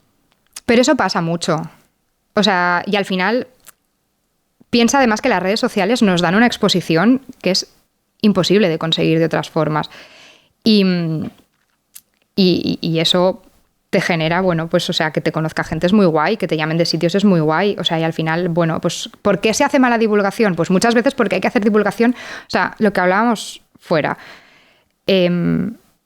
Estamos haciendo divulgación, bueno, yo hago divulgación en muchos sitios, escribiendo un libro, yendo a una charla, tal, pero luego mucha parte de tu divulgación o tu escaparate para que te conozca la gente son tus redes sociales, y las redes sociales son una trituradora de personas, de cerebros y de todo, porque tienes que estar alimentándolas, son una máquina que quiere comer a todas horas y tú no puedes, es como un Tamagotchi que estaba todo el día dando por saco. Pues las redes sociales son iguales, les falta, ¿sabes? Les falta que te manden notificaciones de sube algo hoy que no has subido nada. Entonces, para poder pasar por el aro y cumplir con lo que quiere una red social para que te beneficie, pues dándote esa proyección que te da seguidores y demás, pues tienes que estar haciendo contenido 24/7. Y hacer contenido 24/7 probablemente sea hacer mal contenido. A ver, nos gusta conocer un poquito más a los entrevistados y hacemos una línea de la vida. Ya está manida, lo puse con rotulador hace 70 episodios y ya se ve, pero más o menos se intuyen los años. ¿Vale? Son 2 smiles, 2 momentos guays de tu vida y 2 momentos rojos que no molan tanto y que fueron un poco más duros. Mis momentos guays y mis momentos malos se van a juntar. Hostia, suele coincidir en muchos invitados que al final ¿Sí? es que le preguntan, le regalan una mierda y preguntan dónde está el caballo. O sea, es decir... Pues a ver, te diría que voy a poner como momento guay, vamos, primero con los guays, los 20 y ahora que estoy a punto de cumplir 40, tengo 38, de los 35 para adelante. Va. Y un momento malo, te voy a poner este y este como más aquí. Venga, explícanos. Los 20, porque creo que es una época increíble para todo el mundo, los 20. Sí, o sea, sí, no sé qué decir. yo empecé la carrera, viví un año sola en Madrid porque me fui a estudiar a Madrid. Fue un año terrible académicamente. Estudiar en Madrid es recomendable para todo el planeta, ¿verdad? Estudiar fuera de tu casa es recomendable para todo el planeta. Y yo eso que yo salí de una gran ciudad que es Barcelona y me fui a Madrid, que es como irse al mismo sitio. Pero, bueno, estuve un año viviendo sola, me tuve que gestionar, descubres que la gestión no es tan fácil, descubres que, pues igual, bueno, hice muchos amigos, descubrí sitios nuevos, salí más de fiesta que fui a clase, pero es un año que no cambiaría para nada en mi vida, ¿eh? O sea, a nivel académico fue un desastre increíble. Pero no, o sea, fue muy guay. Y aquí, pues bueno, también conocí a mi pareja y bueno, aquí como que empecé a perfilar lo que quería hacer. Pero malo porque justo cuando yo estaba empezando la carrera, y ese primer año de carrera también fue muy malo, a mi abuelo le dio un ictus y estuvo muy malito durante 20 años. Y yo creo que como persona me cambió un montón ver lo que es una enfermedad como un ictus, como no solo afecta a la persona que lo padece, sino que las consecuencias se las come toda la familia, porque es absolutamente... Es demoledor una persona con un ictus que tiene luego secuelas graves. Mi abuelo se quedó con afasia, con parálisis de todo el brazo y la parte derecha del cuerpo. Y ahí empecé a valorar también, yo creo que eso también me petó un poco la cabeza y me hizo valorar mucho la historia de las mujeres y a coger todas las asignaturas que he pillado a lo largo de mi carrera sobre historia de las mujeres, porque descubrí que una vez pasado lo que puede hacer la sanidad por ti, médicamente hablando, la que se ha comido el pastel estos 20 años ha sido mi abuela, que ha sido su cuidadora 24/7 a costa de su salud, de sus sueños, de su todo. Y cuando mi abuela no podía, caía en mi madre. Y cuando mi madre no podía, caía en mí. Entonces es como que fue una entrada en la madurez muy guay, pero a la vez como de qué hostia de realidad más gorda. Y luego, a partir de los 35 es muy guay porque es cuando, bueno, o igual un poquito antes, porque a partir de salir en el condensador de flujo yo tenía el proyecto de Valkyries Vigil como un poco parado, lo compaginaba con trabajo que era un trabajo que me gustaba mucho, pero era un trabajo en una oficina y tal. Y aquí me empezaron, bueno, la proyección que te da la tele pues también es muy guay, me empezaron a salir cosas y dije, vamos a intentar profesionalizar esto, dejé la oficina, me hice autónoma, no sé si es la mejor o la peor decisión de mi vida, ¿vale? Pero estoy contenta, me mudé al campito, dejé la ciudad, que estaba hasta las narices de la ciudad, así que como que de los 30 y pocos hasta ahora está siendo como todo top, pero hace 2 meses se murió mi abuelo. Así que estoy en un momento pues muy triste también. Uh-huh. O sea, es una sensación rara, ¿no? Porque ahora estos meses que mi abuelo no está, pues estoy viendo florecer a mi abuela. Entonces es como una mezcla de, jo, qué triste todo, pero jo, qué bonito todo. Entonces, bueno, es un momento así rarete que va a costar un poco superar. Bueno, ánimo, en todo caso. A ver, era ley de vida. Quiero decir, nos dieron 20 años. A mí me dieron 20 años extras de abuelo, porque cuando le dio el ictus, lo que nos dijeron es que se moría. Entonces, bueno, pues han sido 20 años diferentes. Yo he tenido 2 abuelos diferentes. Y bueno, pues pasan cosas. ¿Te acompaña algún objeto que te guste, con el que te sientas identificada, algo que signifique algo para ti? Bueno, los tatuajes, que ahora no los veis porque es invierno. ¿Qué llevas de tatuajes? Llevo los 2 los 2 cuervos de Odín, llevo 3 mujeres vikingas aquí, reinterpretaciones vikingas, por supuesto, porque no lo sabemos. En el pecho llevo Venus, mal llamadas Venus paleolíticas, la de Willendorf, la del Spung y la de Lausanne, creo que son. ¿Y esta qué son? Las Venus estas chiquitinas paleolíticas, las figurillas de las mujeres, es que no sé, espera, igual se ve, sí. La Venus paleolítica, y aquí otra, y aquí otra. Y luego tengo en la pierna derecha como una rueda solar de la edad del bronce escandinava, y la pierna derecha de arriba abajo tengo distintos animales. Tengo una urraca, un corzo, un buitre, pero son animales que están en mi pueblo, en el pueblo donde me mudé o en el pueblo del que es toda mi familia en Castellón. O sea, son animales que... Iba a preguntar porque... Son animales que veo siempre en los paseos. O sea, yo vivo en el monte, salgo con los perros por el monte y nos cruzamos con corzos, nos cruzamos con urracas, nos cruzamos con buitres. Tengo una cabra, perdón, tengo una cabra montesa que en mi pueblo hay un montón. Y tienen nombre, así que dije, yo me voy a tatuar a Barrabás. Que era, mi tío le puso Barrabás, pues se quedó con Barrabás y le pedí una foto para tatuármelo. Llevas anillos constantemente, ¿no? Me decías. Yo te decía también.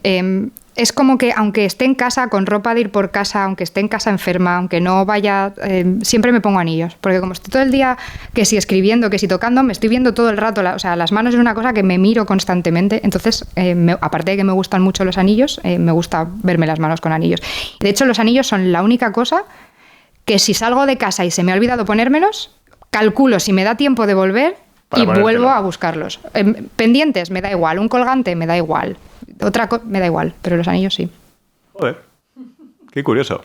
Que aquí siempre pedimos al entrevistado que tenemos presente que le dé un consejo al siguiente entrevistado. Entonces, hubo un entrevistado, Juan José Badiola, que es un catedrático reconocido y reputado, que fue rector de la universidad y que es divulgador científico también. Ha estado en el Consejo de Estado, ha hecho un montón de cosas en su vida.